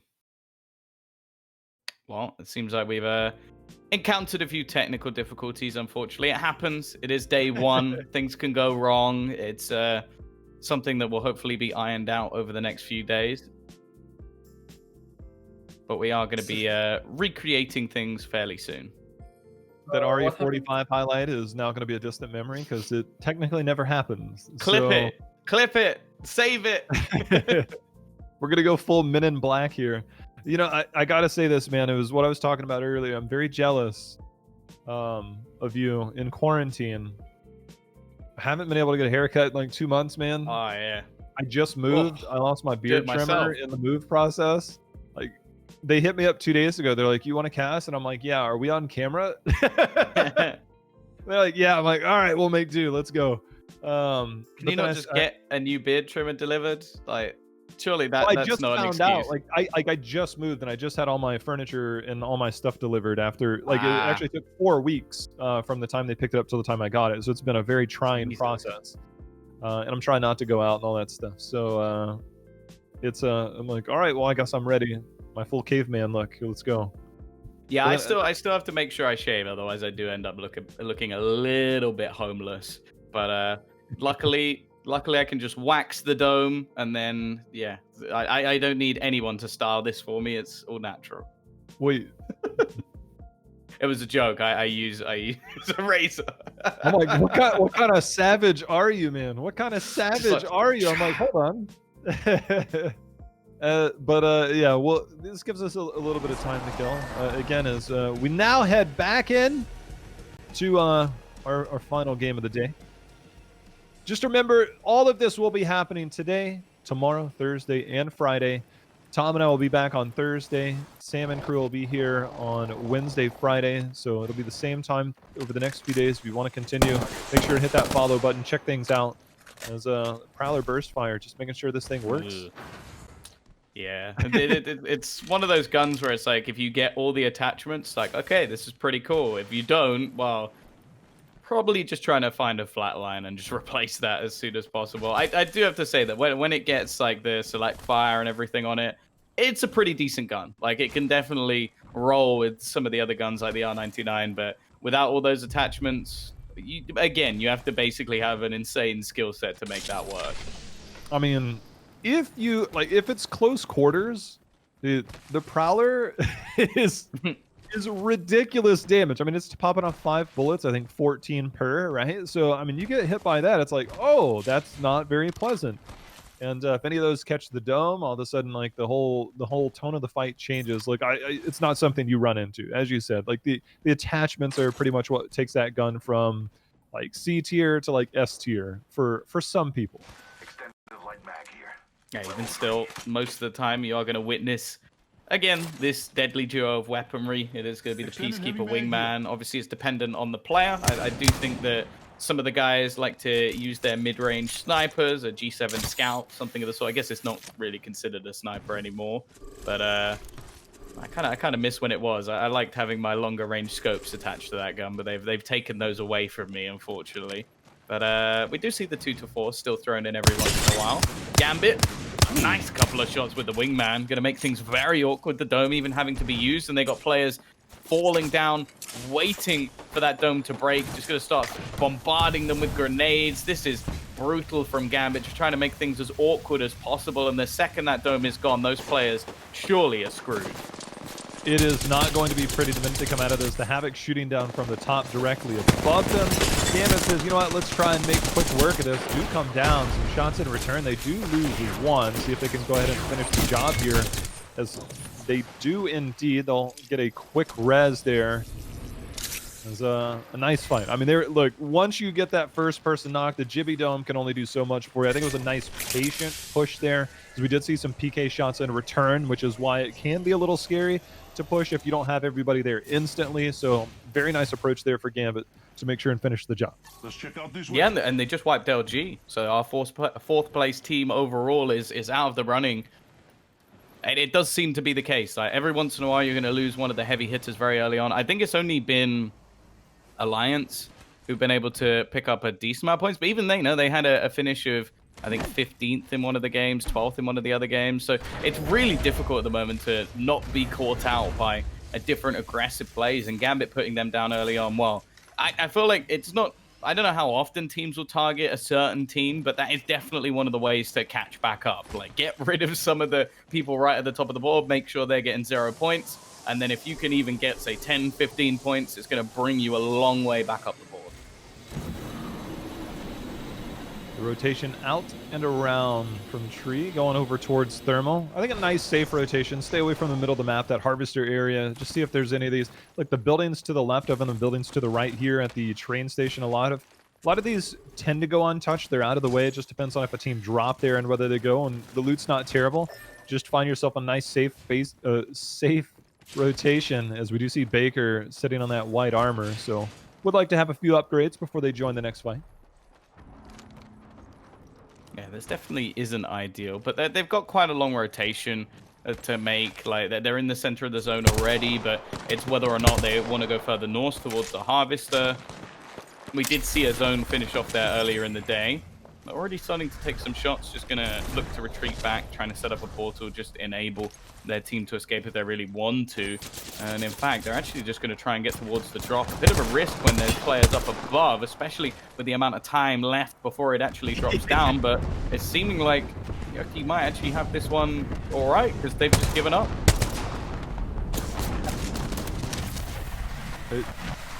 It looks like a load of teams have dropped out again. Yeah. So we're down to 5 squads. That's a lot of people that die really fast, or somehow they disappeared. Thanos came in and snapped his fingers. Game almost over.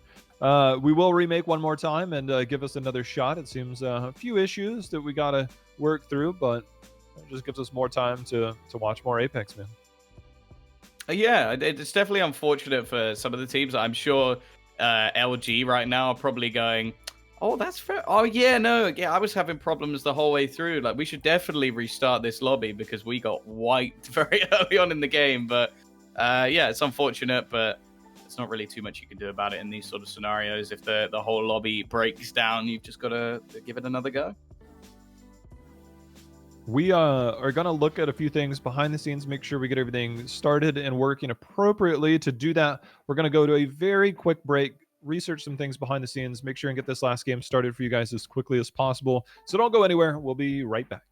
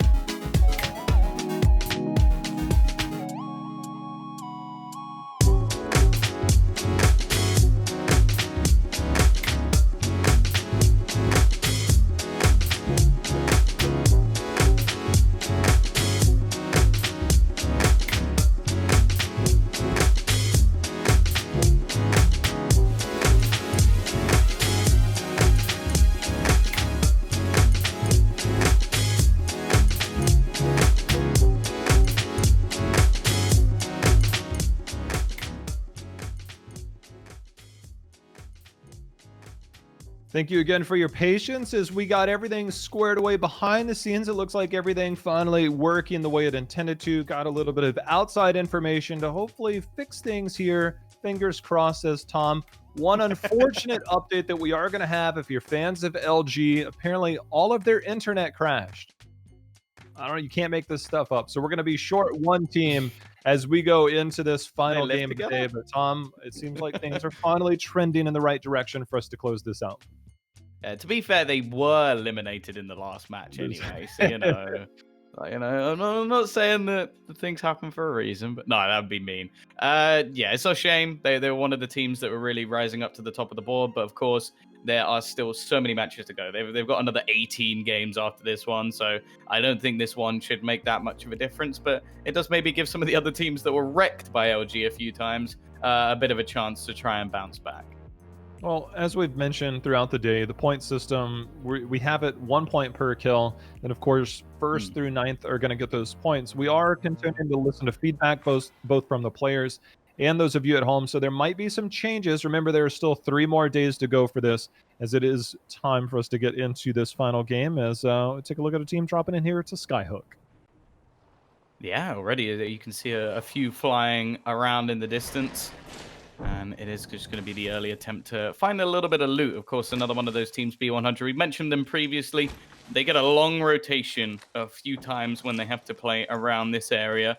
Mainly because there are going to be some, more central teams that have it a little bit easier when it does come down. Even a few teams challenging for the high loot. But they've got a little bit lucky this time. Already within the zone, or at least 2 of the 3 players are. Interestingly, there's 1 player in the top left building who might be about to come under a little bit of fire, separated from the rest of his roster. But you never know. Maybe we'll see a bit of a tag team from the B100 guys. I want to see who's brave enough. There were several teams at Frag East. That train had just hit the station, and we all know the train has got some serious loot. We'll look at that here later, as Epsilon already finding themselves in an early fight with one of their members not having armor. I'd be surprised if they kind of stay here and buckle down, but they do have a few guns of interest to at least start to poke down the enemy team. See how they approach it. Epsilon are one of those teams who've actually had a bit of a poor start to the tournament, so you never know. They might just want to try and get some early points on the board. Depends how confident they're feeling. But for now, just a few pot shots. They are taking a spray back in return, having to zigzag. But ultimately, they will be able to get away. But it does mean that they don't actually come out of their initial loot spot with much at all. And the real worry is you don't know if anybody's landed in your vicinity already. Again, we're going to see Cooler in an early engagement, battling for control in the eastern side of the city. Let's see whether or not they're actually going to come out on top. They've got a couple of purple armors, but already taken a fair bit of damage, slowly being surrounded in. The spam away, so many bullets in the clip, but actually has to swap back, and there is the Eva. I don't think we've seen many Eva 8 kills, but that's one of them at least. And it will be Cooler to take out BDS very early in the game. Cooler has been a team that's been very active in the early games. We've seen their names a lot in the kill feed, not always in their favor, as this is going to be the team that we did see getting chased from Epicenter. As you can see, the bubble down below, not unscathed, is TI here. The wingman shot's going to connect onto some flesh. You can see the team below them as TI actually gets taken out there. Yeah, third impact gone already. Yeah, so Cooler, as you mentioned, they're one of the teams getting quite aggressive. They're 19th at the moment, so it definitely hasn't been going too well for them thus far. The other team that's gone down, third impact as well, currently in dead last. So they are definitely having some troubles, that's for sure. In the meantime, our victors, SJP2 of the previous match, getting a huge bulk of points, the highest kill tally we've seen so far, and they're looking to try and recreate that here. Not something I expected to see. People in the trials. I mean, look, at the end, you do get some decent loot as you kill these things open. The Prowlers trying to take a bite out of things here. More loot open. This is not something I expected to see, Tom, but I'm pleasantly surprised. I think they also pinged a vault key, so an interesting start here for SJP.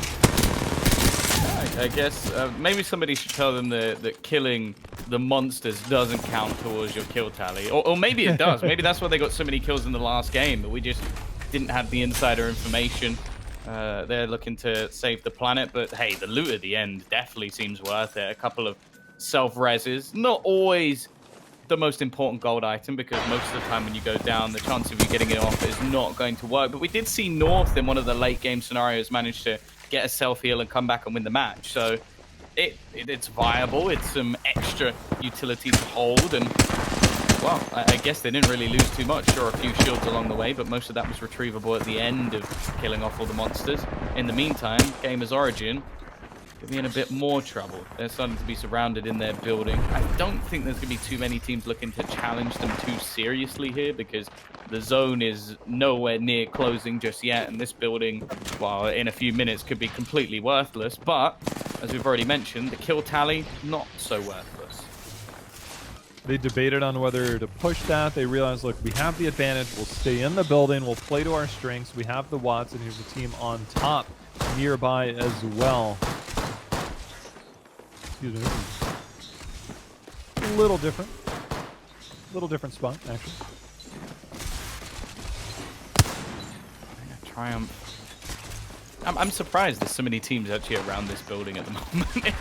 It's one that maybe they've got some sort of sixth sense that this is about to become valuable, but the southeast of Skyhook, a lot of damage done there. Triumph, I think they've just wiped out a whole squad. There's going to be Myth gone already, but they are being third party. This was something that the teams were talking about in their chat about.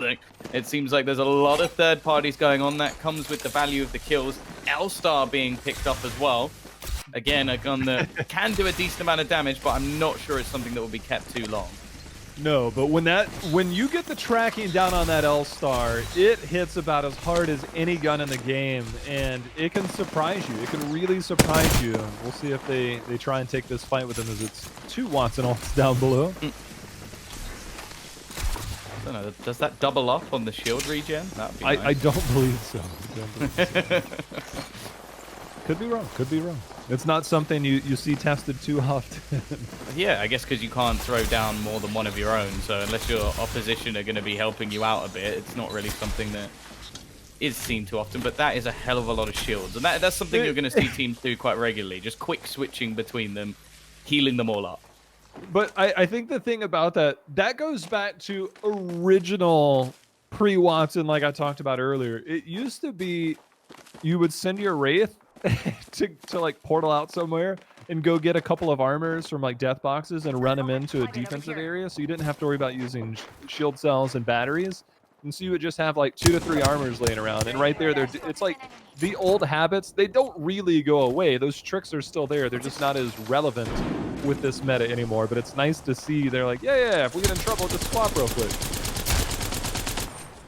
Oh, singular headshot out of all of the bullets, but the team on the opposing side is going to be able to cross. Again, we're looking like we might have a more central city final spot as well, which could make things interesting. The viability of snipers will go up quite significantly with pot shots being taken across the different buildings. The timing on the door may have been perfect. The nade will go down.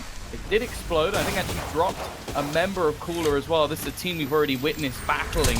The heal will come up, but now we get the push back in for the remainder of the team. The shot's just not connecting though, and Sign jumps with the shotgun, gets it down onto one of the members of Wygers, and now the others are just looking to try and save their remaining teammate. Sign, I think, might be screwed here though. It was a nice attempt, a great shot off the Peacekeeper, but eventually he will fall. That was such unfortunate timing on that Arc Star. They opened the door right as they were releasing. You were just trying to see, they were trying to get it under the door, like just crack the door, but that's another story for another time, as Wygers is the team that is also third party in the exact same area. They're going to try and heal up. They got the res here onto one, so trying to get completely regrouped. You can see Crip on top taking a lot of damage. They know that they need to bunker down, and you can hear the caustic traps outside of them. Nades coming in as well, not at full health yet. Up comes the caustic, 83 damage in return onto that Havoc, knowing that they've done some damage, but they do have to come down. PK shot lands. Second one's gonna land. They do get the knock first. They continue to lose one member of their own. The fight rages on here. As them facing off against VP, and it seems like At the moment, it's left all onto Crip. He's going to just throw himself back into the building. There's a man actually reviving himself at the top. It's not going to go down. Not will be killed off.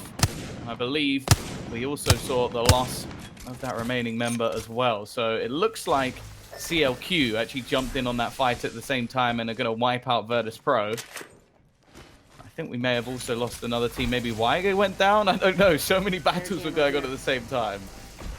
That was the Wygers team that did end up falling there, as confirmed by our producer in the back. But this was the teams that we see now at the top, the far north side of the map, as it's pulling. You can see this building and the building directly across from it, across from the train tracks, are going to be heavily contested. This building much safer, I'd say, than the one across from it. But even Alliance at the far north side in those tunnels, playing tunnels there, knowing that they can just have a nice, easy spot. Is the map giving us a good view of all the action.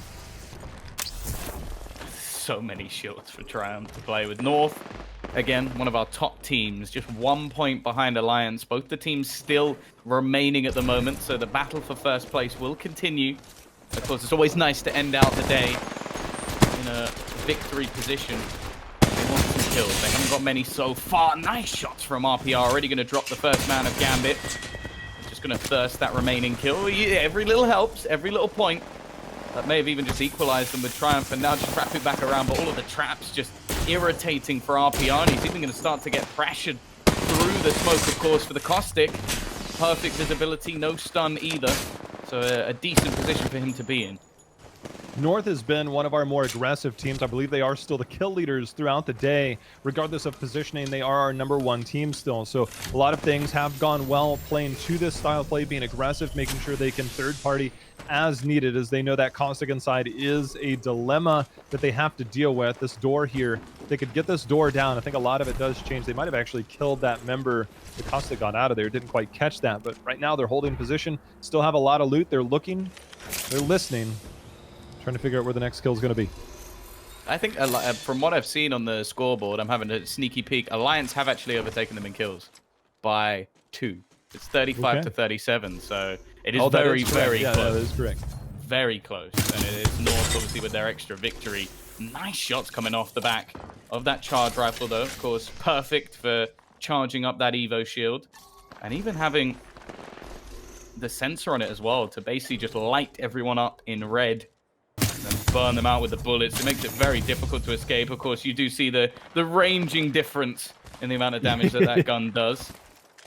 The hit scan, man. There's only 2 guns that have it. The Havoc with the select fire and the charge rifle makes for, I think it's a different feel, right? I think you generally have that one person that's going to be your scout player or your charge rifle player. I mean, sure, everybody can use every gun, right? But there's a comfort factor. You don't normally use a charge rifle in your normal game, so it's normally like a scrim gun, a competitive gun that they do use for those purposes. Ooh, RPR just getting lasered down. Has to try and escape out of that one. They have made it into the points once again. Oh, my. Only just making it around the corner. They put themselves again in a bit of a central spot. There's going to be a shot coming out from Impulse as well. That's Hashing gone down. He's 3% away from a port. They need to try and play around this, or at least get the res. They're going to run the port. I think this is going to be the safer call. Remember, that tactical, that Q was already used. Taishin is 1 shot, not able to get that port through. So now it's just a portal to RPR here. So just have to be careful in case somebody does follow that through. It looks like nobody is going to. But Taishin ended up taking that sniper shot right beside them as they both ducked down behind that rock, and then one of them ended up getting thirsted. So now we'll be 1 member short for the remaining of this game. Maybe. They're still fighting for this building. It's been going on for a very long time. Finally, one of the Watsonauts is going to be destroyed, but as you can see, they've got so much loot down here that they're just setting up in case anybody does decide to try and push them. Alliance, they've taken a tag themselves. Haki's just going to get off the shields, but of course, it's a very long time at this point to get all the way back up to red shields. I think they're almost in an identical place to what we saw North in just a moment ago. What's interesting, there's a res spot right beside you. I don't know if they got the banner or not, but... Well, that's where North were. When I last checked, they didn't have the banner, but there was still a second player up a little bit closer, so maybe they managed to retrieve it. It would just be a very gutsy, bold call, but I just looked at the mini-map, and I'm like, man, that is awfully close. I doubt that they'll be able to do it. It's almost kind of like scanning for a beacon like we saw in the previous game. It's not exactly the safest thing. Crazier things have happened. Oh, lots of damage being done off the back of the R99, of course, at this point, fully stacked, so it is basically just another laser beam, and well, speaking of another laser beam, there's the charge rifle. Of course, got to be careful of the golden sniper lurking around somewhere. Impulse Hold said he's one of those players that can just pop off at any moment. We haven't seen it too much throughout the day. In the meantime, we're going to switch over to CLQ. They're going to be sat up high. Nice armor on either side. The wingman, of course, gives you that mid to long range and still have that short range spam if players do get that little bit too close. GamersOrigin also going to be losing a squad member as MPE goes down. And we're going to switch over to Adhog. Again, a team that we haven't seen too much from today. It hasn't been going great. They were the team that actually did lose a member to the beacon when they were attempting to get it. And I think their match fell apart from there. They're back in with another opportunity. We also just saw a finisher, by the way. That just came up. Someone finished someone. That is the ultimate BM. Because there's not really a reason to do it anymore. That fight's about to get wild. That is not in the, He's got in the zone, I Devotion and a believe. Kraber. We're going to see the Devotion charging up here. 154. They are going to get the knock there, starting to get more damage in, just targeting everybody. We're going to see the self-res there. They're going to have to keep an eye on that, make sure to finish that. You see a Jibby ult coming in. They're going to go ahead and dip on back, get to that high ground for now, try and get some shields up and regain control. As that is the Devo Kraber. There's going to be the Thirst. There's only 7 teams left. New kill leader with only 3. That number is going to climb very fast as this starts to close out with these final few teams. Yeah, this is a disgusting combo. He's only got 2 bullets left. Well, there goes one of them. I'm sure he was hoping for a little bit more than that. Shield gonna get dropped, and so is CLQ. Yucky goes down, and now they're gonna get in on the push. They know that one man's down. They're just gonna look to try and clear out the remainder of this squad. This is what we like to see from Impulse. Just looking to try and wreck the remaining players. He will take a lot of damage, though, and have to fade away. His teammates a little bit further back, just trying to lurk around. But that was so much damage just done over the last few seconds. I couldn't tell if that was an armor swap or they just didn't have another one because they got shot instantly for that. Now they're going to go ahead and look to regroup there. That is the Wraith there. They did get back up, and now Heizu just trying to get out of there. This zone is creating chaos, and we do see that Kraber drop for an R99. He ran out of bullets. Yeah. Eventually, it did have to fall apart, but yeah, the only worry now is just the fact that, yeah, the ammo is getting a little bit low. Peacekeeper obviously doesn't use anywhere near as much, and still with that Devotion, just a disgustingly powerful weapon. Zippet is going to be able to kill off Mady. So we're into our 7 squads, everybody gaining some points at least. And still with CLQ being a little bit more patient here, passive up the top. Of course, they have dropped their player twice. I think Yuki very lucky to be alive at this point, being knocked down twice by Na'Vi, but they didn't get the finish. They didn't kill off any of these players. They didn't get any points.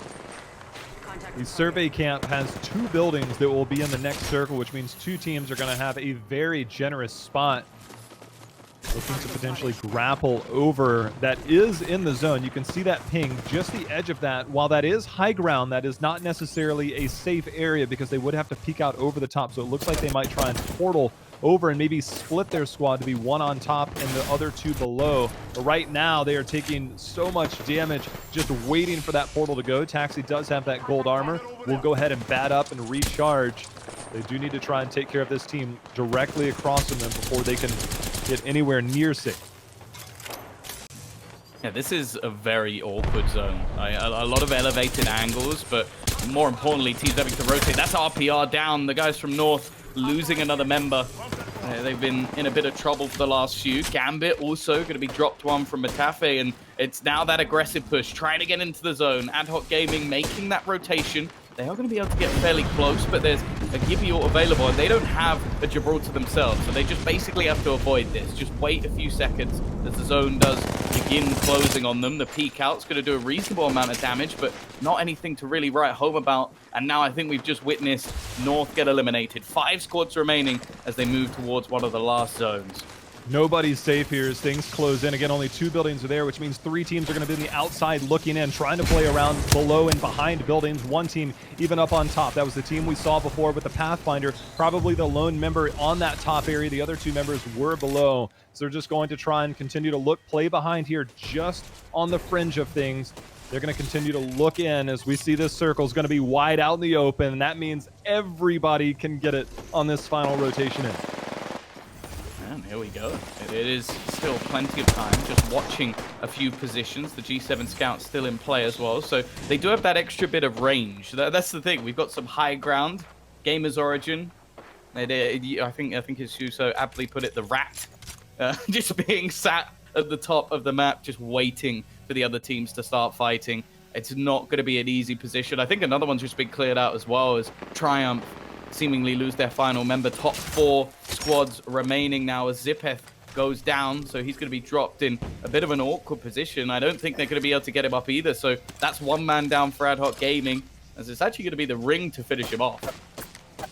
You can see they're looking to try and put their zip up and above so they can do that rope dancing that we've seen. This is where Pathfinder, despite his weaknesses in the late game and his one-on-one fights, getting that high ground and getting that rope dance is something that we saw earlier to take advantage of. And right now they're just trying to just pepper these teams down, start to get more. As you can see, the high ground, that's a team being pushed. Remember, that was the Wraith that's up there. They were taken down, so GamersOrigin now out. CLQ going to be the one to finish the job, and now moving around this corner do find a Jibby, and that's going to be the the wingman shots just landing here, but the PK shot in return is going to get the knock.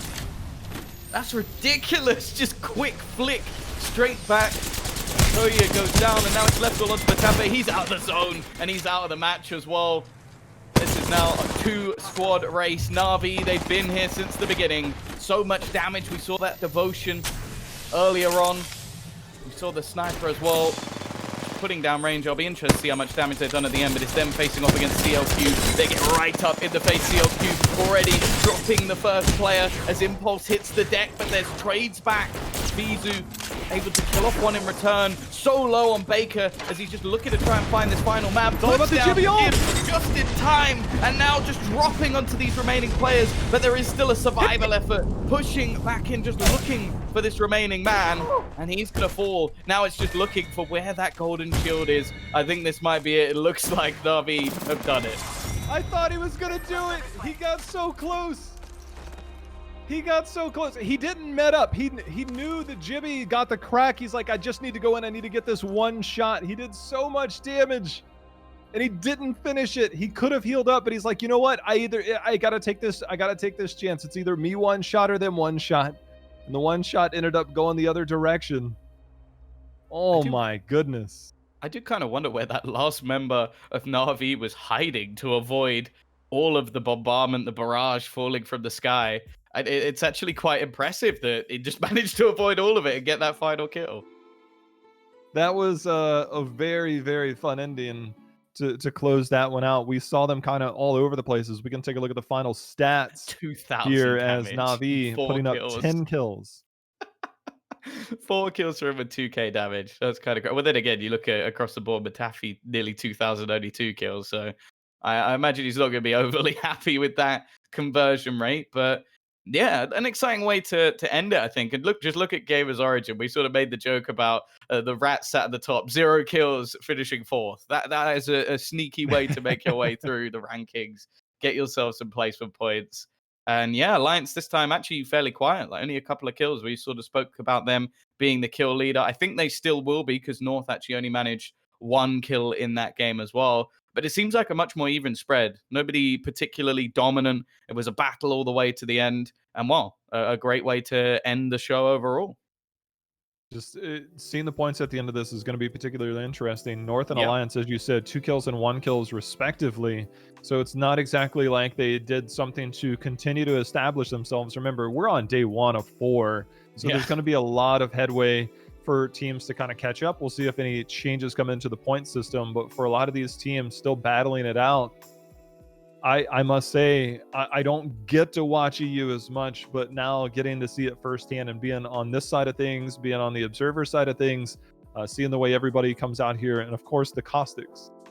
just not used to seeing caustics. And so the fact that we get the diversity, we get these different battles, and the prominence of Pathfinder in these teams and how successful they're still able to be with the Pathfinders. You can see different metas in different areas, but the shot calling, the gameplay, a lot of it is very different. With our system, we did see a bit more aggression, so we got, I think, a lot more action through the mid to moving into the late game than we would maybe in some of the other tournaments that are out there, where more points are heavily weighted into placement. And I think both of them are great, and I think having a little bit of diversity gives us a lot more to look forward to as these next few days go on.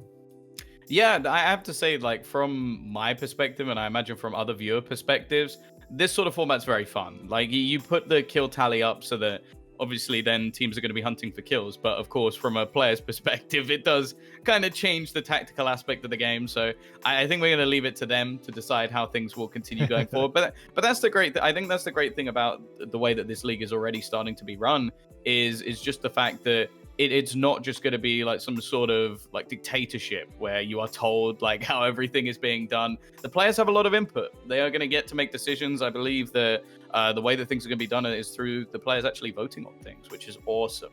Like it's the way that a lot of things should be run. Of course, there are going to be people elsewhere involved, and yeah, it's been great overall. I believe I can actually go and just give a quick shout out to all of the guys who have been involved today. Like obviously ourselves, you've got the Jackal, I'm going to butcher these names, Asteron, Ombak, Pierre himself, Kano, and Naori. Like all of them have got involved to make this tournament a possibility. So a massive shout out to them. Like without them, well, me and you definitely wouldn't be here. None of the players would be here. The stream wouldn't be here. We wouldn't be in the server. So basically, anybody who has enjoyed any of the entertainment today, you have them to thank. And we're just kind of, I would say we're along for the ride. Along for the ride, indeed. I mean, we look at it, you know, to further emphasize your point. I mean, this is what the pro players strive for. This is what they do. This is also kind of a practice environment for them. We're continuing to try and build something to be bigger and better, not for us, but for the players, so that they have something to continue to further their drive and their ambitions, because there are the big sponsored tournaments out there from ALGS. So there's a lot more that they can do. And this gives them a platform to continue to excel at that, as we do have our updated points, a neck and neck race as Alliance 56 points, North with 55, 39 and 36 kills between the two of them. But a lot of these teams towards the end of the day, Na'Vi with that big win at the end, SJP in the previous game putting up a lot of kills and points. So a lot of these teams distancing themselves, making a pretty good name for themselves here on day number one. Yeah, I think that, well, you can basically see the difference like a game or two can make. As you mentioned, SJP, like the sort of one big victory that they had really pushed them up the scoreboard. So I think going into tomorrow, going into the future days, there's nobody really out of it just yet. But I'm hoping that it might spice things up a little bit, like people taking some risks, maybe throwing in an extra character or two just to try and like counter some of the things that they've seen throughout the day. It's only going to get better from here. That's basically all I can say. Are you trying to say you want to see crypto again? Oh, no. I want to see Mirage. Bamboozle. I want to see somebody get bamboozled and then get killed. That's what I want. Look, you play it, you get that one kill, and it makes it all worth it, right? Yeah.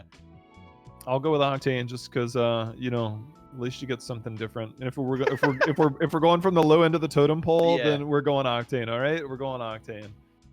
That's going to do it for us today. Again, we'll be back on Thursday. We have a couple more people joining you on Wednesday and Friday. We'll be back. Make sure and follow the channel or Twitter to get updates and everything, so you can keep up here. And that's going to do it for us here on day number one. Thank you all so much for joining us. I'm Jay Howe. That's Tom Biz. We're out. We'll be back in a few days. Have a great rest of your night. Enjoy your time, whether it's World's Edge or Kings Canyon. We'll see you next time.